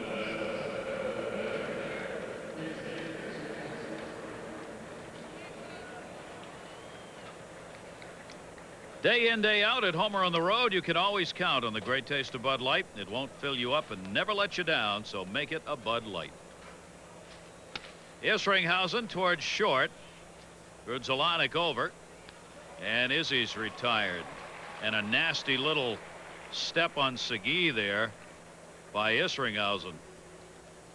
Jason obviously didn't mean to do that, but he was really busting it down the line, and I think that throw may have taken Segui's foot onto the bag a little bit more than he wanted. Gets him in the heel. Obviously unintentional.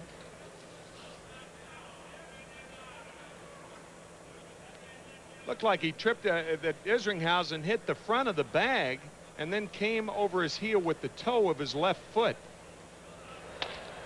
Grounded towards short. Grudzielanek drops it, makes the play off the mark. It'll be a base hit. Damon Buford gets his 2nd hit, 2 for 4.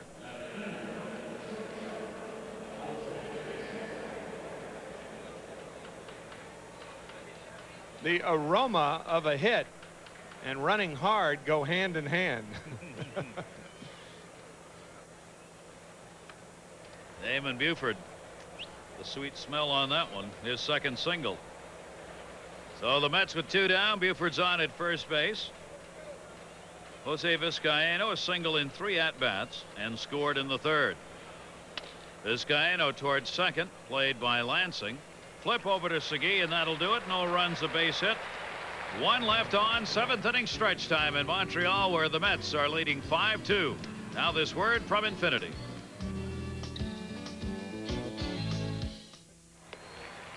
Seventh inning stretch time. Fans getting up here in Montreal. Their club down by 3. Mets have out hit them 8-7 in this game. Jason Isringhausen has gone the distance, looking for his 4th consecutive win and his first over the Expos. The outs today pretty well divided. No walks. Izzy here in the bottom half of the 7th inning. We'll have Fletcher, the pitcher, and then Rondell White due up for the Expos. They'll have a pinch hitter coming out with the bullpen active.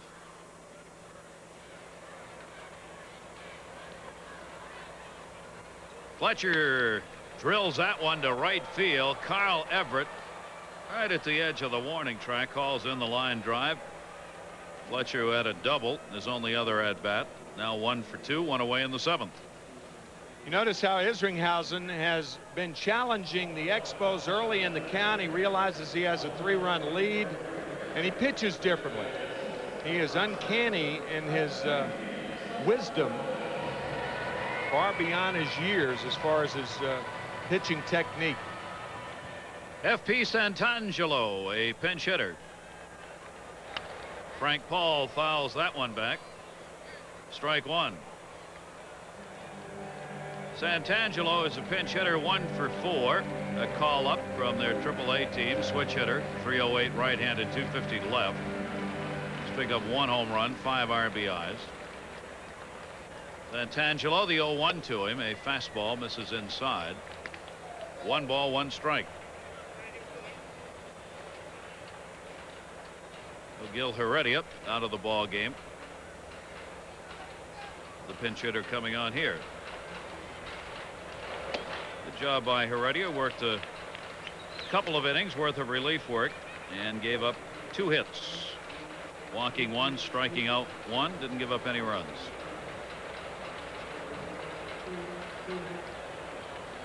The 2-1 delivery is foul back. Brian Eversgerd, who we've seen in this series against the Mets, will be coming on in relief. 2 balls, 2 strikes to Santangelo.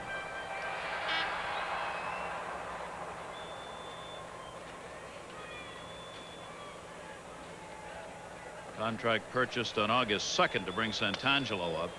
Tomahawks that one. Isringhausen's got a cover. Kent makes the throw and didn't get him. Isringhausen thought he'd found the bag, but Wally Bell, the first base umpire, said no. Or it was simply beaten out. I'm not sure which. Well, the ball and Isringhausen arrive about at the same time to first base. First base umpire Wally Bell says that he missed the bag. That had to be it. And it does look like he tried to reach back again, doesn't it? Yes, it does. May have got him with his toe, but he was not sure, and he tried to kick back. So a good call by Wally Bell, it appeared. Infield single. Santangelo on at first with a pinch hit single with 1 away. Each team now with 8 hits in the ball game. And the top of the order, Rondell White, 2 singles in his first 2 at-bats, struck out his last time up. 5-2 Met lead, bottom half of the 7th inning. Santangelo back to the bag.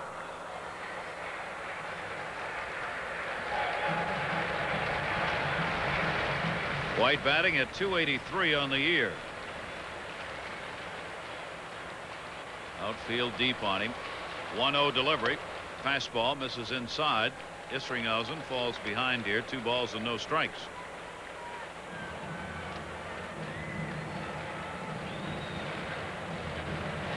Jason working the 8 innings in his last start against San Diego, giving up no runs on 5 hits. Another good performance in this one. Souvenir for the fan. 2 ball 1 strike count on White.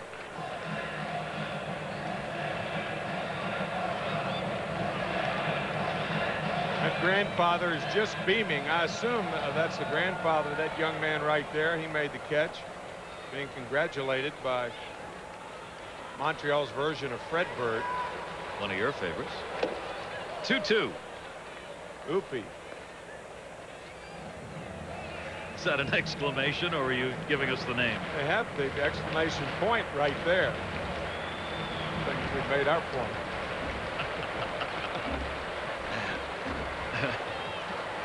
Two balls, 2 strikes. And Angelo back.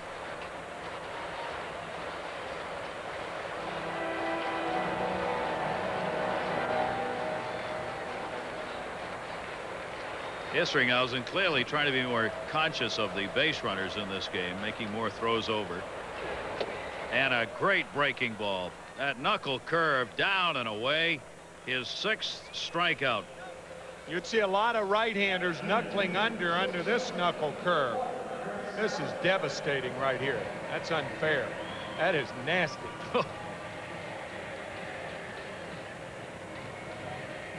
6 strikeouts in the game. Twice he has gotten White swinging. Now Margaret Zelanek, the shortstop, who's 0 for 3 in the ball game. 2 down. Santangelo remains on at first base. And the fastball in there for a called strike. Isringhausen has held right-handers coming into this game to a 186 batting average. Lefties at 286 on him, but that average has dropped down over his last 2 starts. 0-1 fastball away. Overall, the opposition's hitting only 238 off Isringhausen. And as the games have gone along and he's made more starts, he's dropped that overall number down. Zelanek with a 1-1. Santangelo back to the bag.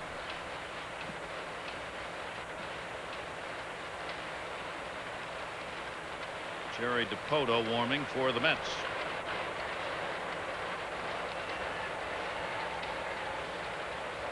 1-1 to Zelanek. Towards short. Vizcaino got the force. Kent takes it, and that'll do it. No runs, a base hit, and 1 left on. 7 complete in Montreal with the Mets on top. You take a look at our Honda line score, and we'll return right after this message.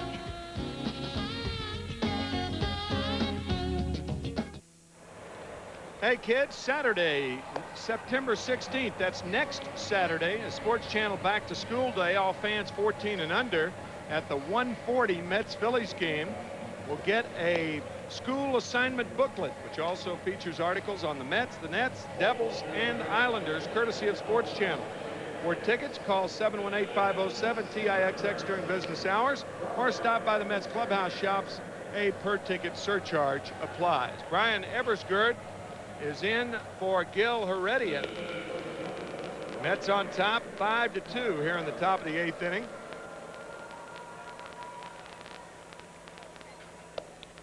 So Brian Eversgerd obtained from the St. Louis Cardinals in the Ken Hill trade. 15th appearance of the year. You may remember earlier, the first time the Mets were here, Todd Hundley had a grand slam home run off Eversgerd in the 10th inning. Todd as a pinch hitter in that ball game. One of the reasons is ERA is 9.75 and only 14 appearances. So a left-hander coming out of the pen for Heredia. And Carl Everett will lead it off against him. Everett delivering his 11th home run, a 3-run homer in the 3rd inning. Did it batting right-handed off the starter, Carlos Perez, who gave up back-to-back home runs with Kent following with a shot. Everett up to 245 now, 11 home runs, and a very impressive 41 runs batted in for the Mets right fielder. Eversgerd off the fist, another broken bat, base hit center field. Rondell White in to get it. And Everett continues strong, a 3-for-4 ball game with a leadoff single here in the 8th inning. Take a look at our Nobody Beats the Wiz game summary. The Mets, Everett with that big 3-run homer, kept the solo shot back-to-back with him. Izzy's gone 7, a couple of runs on 8 hits, no walks, and 6 strikeouts. The Expos, Segui, Lansing have the RBIs. Perez, the starter, worked but 5. Gave up the 2 home runs among those 6 hits, and all 5 runs charged to him. Did strike out 6, but he's the pitcher of record. Could take the loss here. Jeff Kent takes the fastball up high. Kent getting that home run off the left-hander Perez. For Jeff this season, only the 3rd of his 17 home runs that have come off a southpaw. He's batting just about 250 right now against left-handers. A 1-0 count on him here. Everett at first. Mets with 9 hits in the ball game. They picked up 6 runs on 12 hits in last night's game. Mets have moved their batting average as a team up to 266, 5th best in the National League. 2 balls, no strikes on Kent.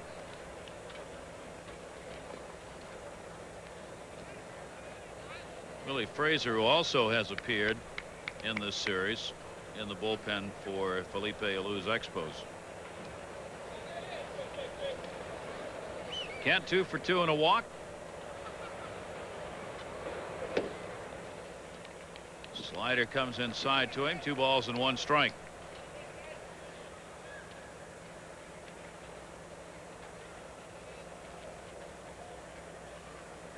Jeff, coming into this game, was hitting only .211 on the season against the Montreal Expos. A much better day than that here today. Single and a home run, and then the walk his last time up. 2-1 pitch to him. And after a high fastball and fouls it back. 2 balls, 2 strikes. Mets conclude this road trip, the final game.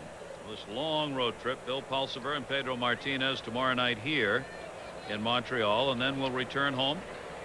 Start the homestand on Tuesday. And the Mets not decided who's going to make that start on Tuesday against Houston. Fastball that misses inside, and the count is full. 3 balls and 2 strikes on Kent. Mets will have Bobby Jones pitching on Wednesday night. We'll have the ball game Thursday night. Dave Malicki goes against Shane Reynolds.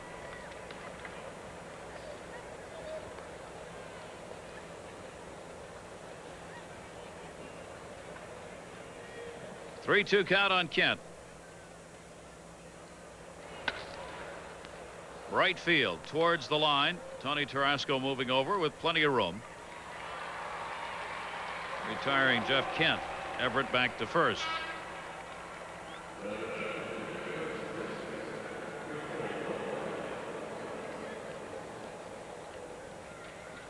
Rico Brogna came on after Chris Jones has started at first base.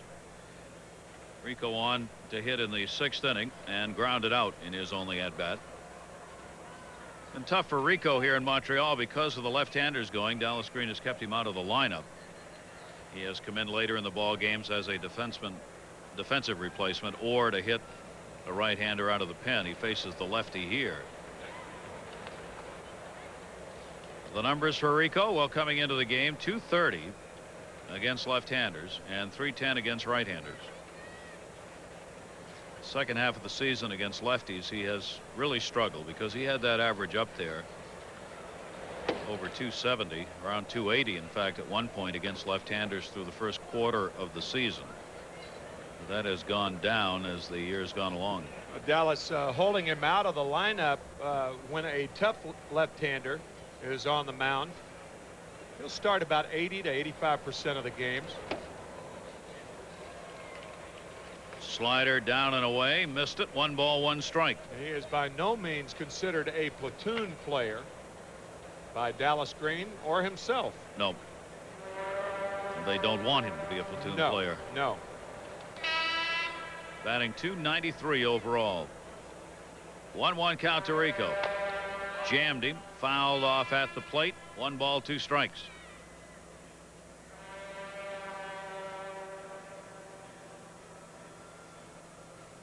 Just 1 error behind former teammate David Segui for the best fielding percentage at first base. Segui is 1 with 1 error. Rico is 2 with 2 errors.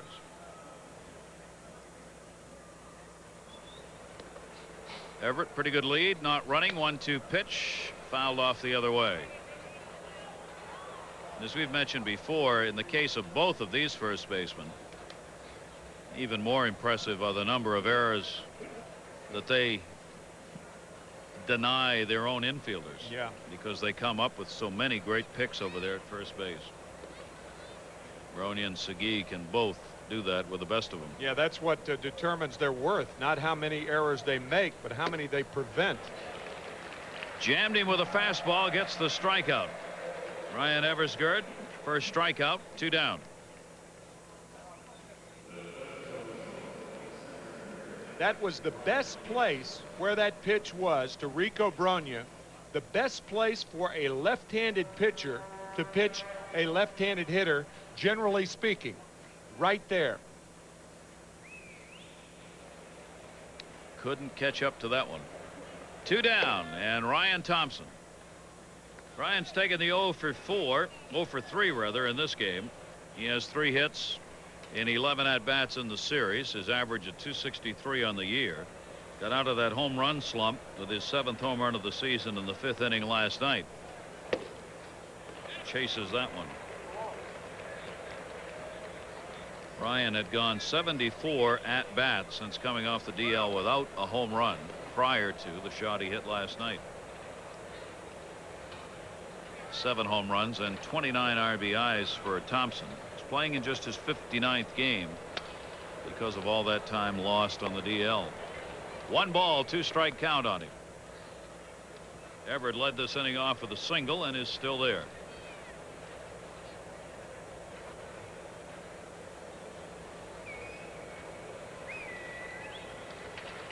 Thompson's got a 100-point difference between lefties and righties. Almost exactly 340 plus on left-handers and about 241 against right-handers.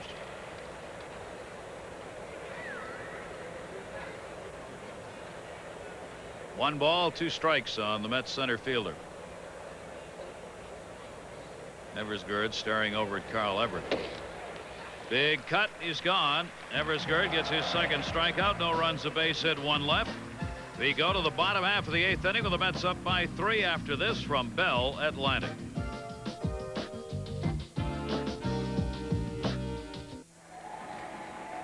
Jerry Dipoto in relief of Jason Isringhausen. Isringhausen going 7 innings, giving up 2 first-inning runs on 8 hits, striking out 6, walking none. So Jerry Dipoto could be in a hold situation for John Franco. Franco earning a save in last night's game. We'll see, and I would imagine Dallas will see how Dipoto does in this inning.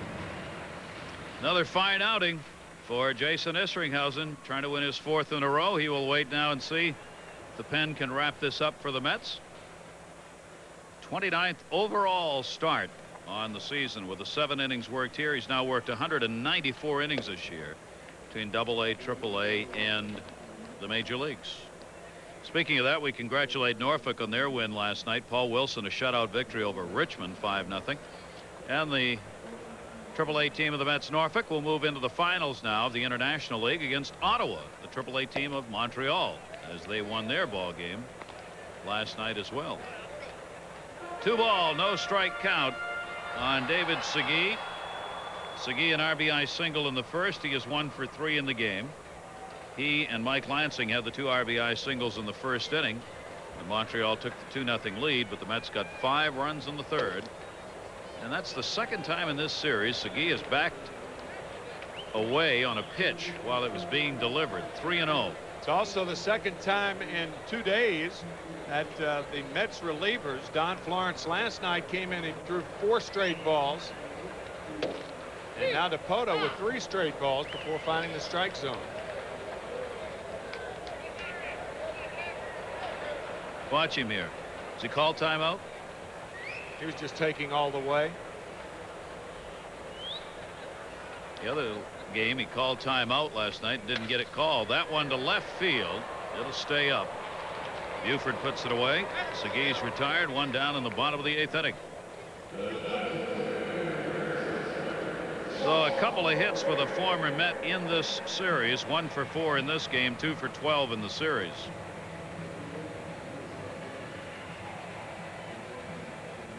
Sean Berry. Mets with a win here could move into a tie with Florida and try and get out of that cellar in the National League East. The Florida Marlins we mentioned earlier are going to be playing against the Atlanta Braves tonight, and it'll be Mr. Maddox on the mound. Timmy was talking about the record that Maddox has a shot at. 17 consecutive road wins. That would set an all-time major league record if Maddox wins tonight. You see Dotson, McLean, McLeish, and Maddox all tied with that lead at 16. Cal McLeish, the first pitching coach here in Montreal for Gene Mock. Sean Berry off the fist to right. Kyle Everett coming. Makes the catch. Berry retired. He's 1 for 4. Busy outfield day for the Mets. 2 down in the 8th.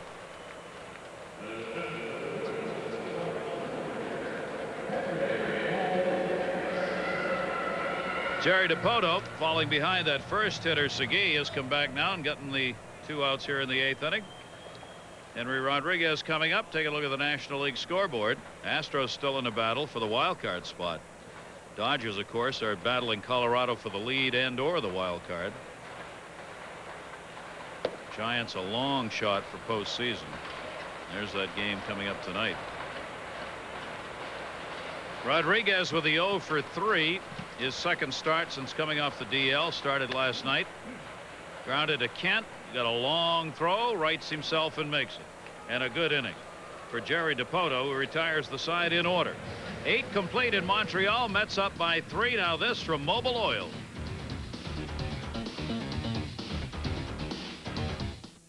Mel Rojas is in the ball game now for Montreal, and Joe Ursulak's going to come out as a pinch hitter for Butch Husky.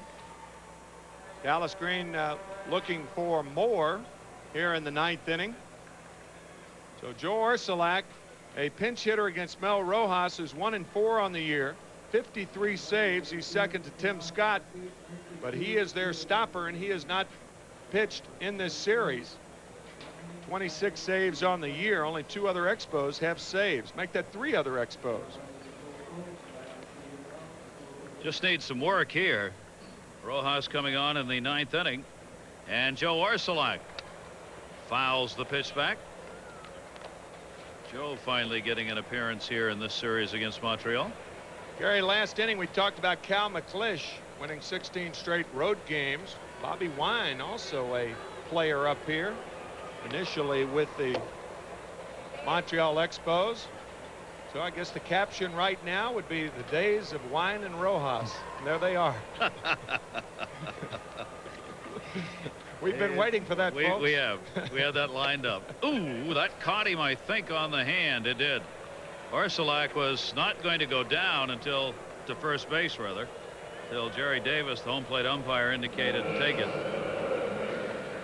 And we do give credit, folks. That was a line by Vin Scully years ago in Philadelphia when Cookie Rojas was the second baseman, and his double play partner was Bobby Wine. And Vinny's saying that those days were the days of Wine and Rojas. Gotta love it. Yeah. Ursulak hit by Rojas. Well, the Mets have the leadoff man on here in the 9th inning, leading at 5-2. Kelly Stinnett. Kelly with a double in his 3 at-bats. Bobby's the man who now runs the baseball heaven, where the fantasy camp is being played with Met players. Take a look at our Toyota American League scoreboard. Cleveland's finally winning. Yeah, I think they had a tough season, especially at home. Can't win a ball game. Yeah. Of course, they've already wrapped up the division title, so they're moving on to postseason play. Wino does a terrific job with that camp, that baseball heaven. Former Mets players joining Wino. You talk about a guy who could flat play the position of shortstop. I mean, he had a cannon. He could throw with anybody. Talk about going in the hole, going to his right, planting and throwing to first. Nobody could do it any better than Bobby Wine. Well, he'll be there. Baseball heaven. You can get information on it through the Mets. Bobby Ojeda has agreed that he's going to be there. Mookie Wilson's going to go. Gary Carter says he's going to be there at the baseball heaven at Port St. Lucie, the Mets training camp. So a chance for a little fantasy camp for you with Bobby Wine and company. Swung on and fouled off into the seats by Kelly Stinnett. 1 ball, 1 strike on the Mets catcher.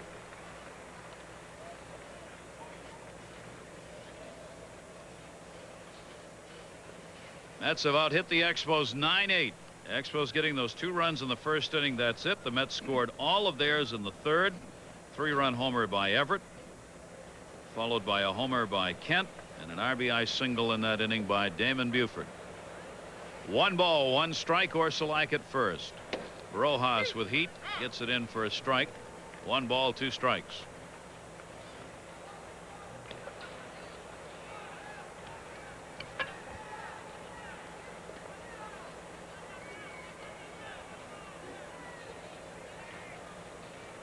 Rojas up there among the save leaders with 26. Tom Henke leads with 33. Tied for 5th with Trevor Hoffman as Rojas. Swung on and missed. Kelly Stinnett retired. Was a position that the Expos were really concerned with. Wetland, of course, had been their save man, and Rojas taking that position. Tim Bogar will get a shot at him now. Bogar will bat for Jerry Dipoto, worked the 1 inning and retired all 3 batters that he faced. Bogar hitting at .288. Chases the breaking ball down low, ball 1. Timmy is a pinch hitter, 3 hits and 12 at-bats. Overall, some very fine numbers: a home run, 15 RBIs, and that .288 average, including 5 doubles.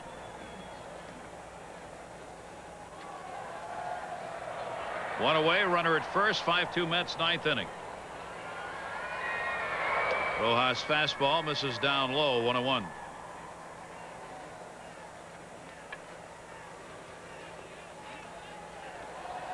Montreal starting the day 6.5 games out in the wild card spot. Seattle a half game ahead of New York in the American League for the wild card, but Kansas City is only a game out. Texas is only 2 out. Milwaukee, Oakland, all within striking distance. There are a lot of division winners in the American League that do not want to face the Seattle Mariners in a short series, with the prospects of Randy Johnson being able to go 2 of the games. Remember, the wild card series will be the best 3 out of 5. Chop to third. Berry goes to second. They get the force out. Orsulak taken out on the force play, 2 down. That is a dangerous scenario. Randy Johnson, Andy Bennis now from San Diego, whereas if you play a team like the Yankees and the Yankees are pitching short, you know you're going to score your runs, or at least from all indications you would. The Yankees with a much younger pitching staff than Seattle, or for that matter any of the other wild card teams. Seattle with the best pitching for a short series. That one blooped to right center field by Damon Buford, falls in for a base hit. Over to third base goes Tim Bogar, and Buford picks up his 3rd hit, a 3-for-5 game, 3 singles for Damon Buford. Keeps the 9th inning alive. 1st and 3rd, 2 down. Well, we've talked about how the Cleveland Indians probably will finish with the best record in baseball and not play the wild card team because of the way it's going to potentially settle out. They may just as soon not play a wild card team if it ends up looking somebody like Seattle. Seattle, of course, in the Western Division, along with California, that's got the lead there by 6. Grounded down to first, foul by Segui. Vizcaino at the plate has had a hit and 4 times up, a single in the 3rd. The teams with the home field advantage in the wild card playoffs will be the East and the Western Division champions, and in the National League, the Eastern and Central Division champions will be the teams with the home field advantage. 0-1 delivery by Rojas. Vizcaino's got an RBI and another base hit. Another 2-out RBI. All 6 runs in this game. The New York Mets have garnered after there have been 2 down. Vizcaino, his 2nd hit.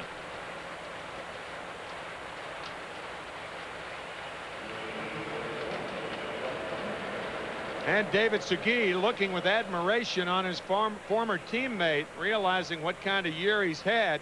Head down, hits it the other way.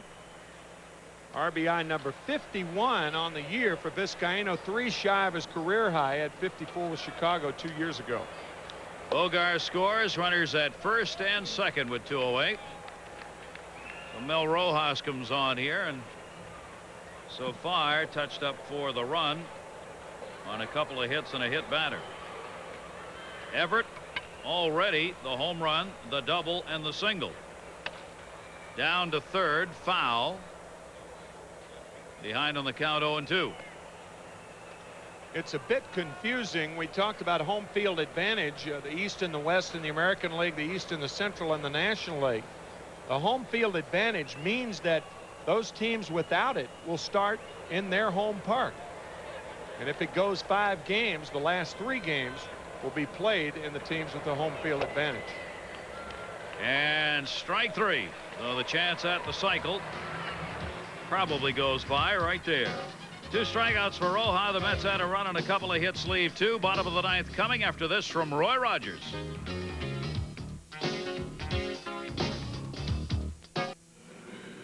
Six-2 Mets here in the bottom of the 9th inning. Blas Minor is in there. John Franco was warming up, but when the Mets scored the other run, it takes Franco out of a save situation. So Minor warmed along with John, and he's the pitcher, 3-2 on the year. His 30th appearance of the year. Blas Minor, the 3rd Met pitcher of this game. Mets trying to make it 3 in a row and guarantee themselves a successful road trip. They're 6-5 on it already, with 1 more game left to go tomorrow night here. Down the line, fair ball, Mike Lansing. Into the corner, Damon Buford going to get it, and he's in with a leadoff double. Bottom of the 9th inning, Lansing's 2nd hit, 2 for 4. Now you will probably see John Franco get back up. Dallas Green taking no chances, and there goes John to warm up. He's about ready, so Dallas could bring him in at any time. Due up here, Tony Tarasco batting in the 7th spot, and then the catcher Darren Fletcher. Bottom of the 9th, Mets 6-2. Montreal with their 9th hit. On at second base, Fletcher. Tarasco has gone 0 for 3 in the ball game. Takes that pitch for a strike.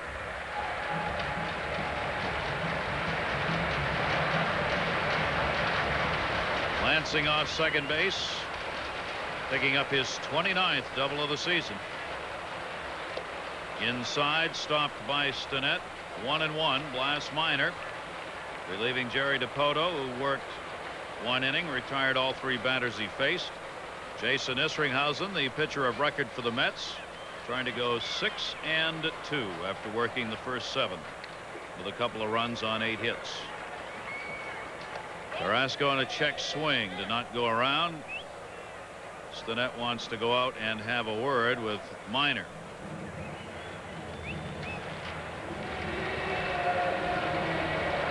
Tony Tarasco has power. He's got 12 home runs, 34 RBIs.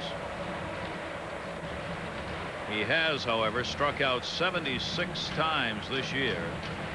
He's #1 on the Montreal Expos, having gone down the K route. 2-1 count on him here.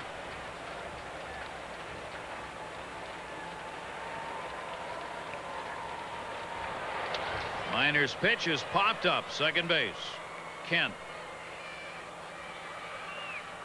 1 away.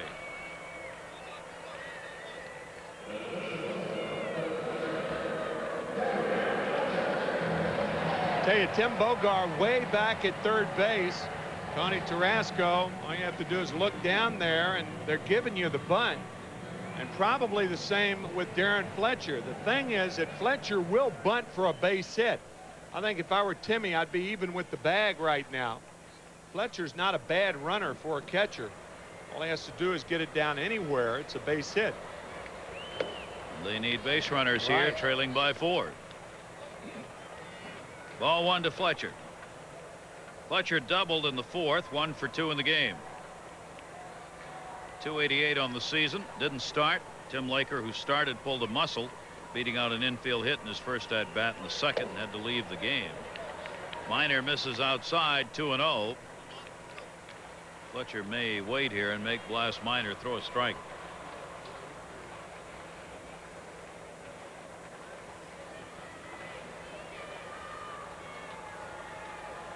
Check of Lansing at second.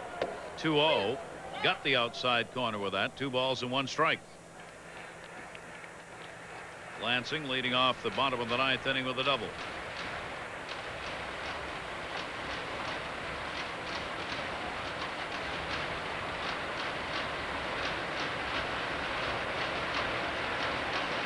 Minor with a 2-1. That one drilled to right field. Everett over. Holds it in. Chance for the double play. Throw to Vizcaino. A little off the mark. And not in time as Lansing gets back. 2 down. I'll tell you, in a 4-run game, if Mike Lansing had been doubled off at second base, the fans that are left of the 14,300, if you think the boos were bad Friday night and Saturday, they would have been raining down on Mike Lansing. That was too close as it was. That's right. That's right. You're 4 runs down. You have to play 1 base at a time. Jeff Treadway will pinch hit for Mel Rojas. Treadway is a pinch hitter, 6 for 39. He has 10 pinch hit RBIs. Punches that one down the left field line, foul. So the Mets leading at 6-2, bottom half of the 9th. Lansing on at second and 2 away.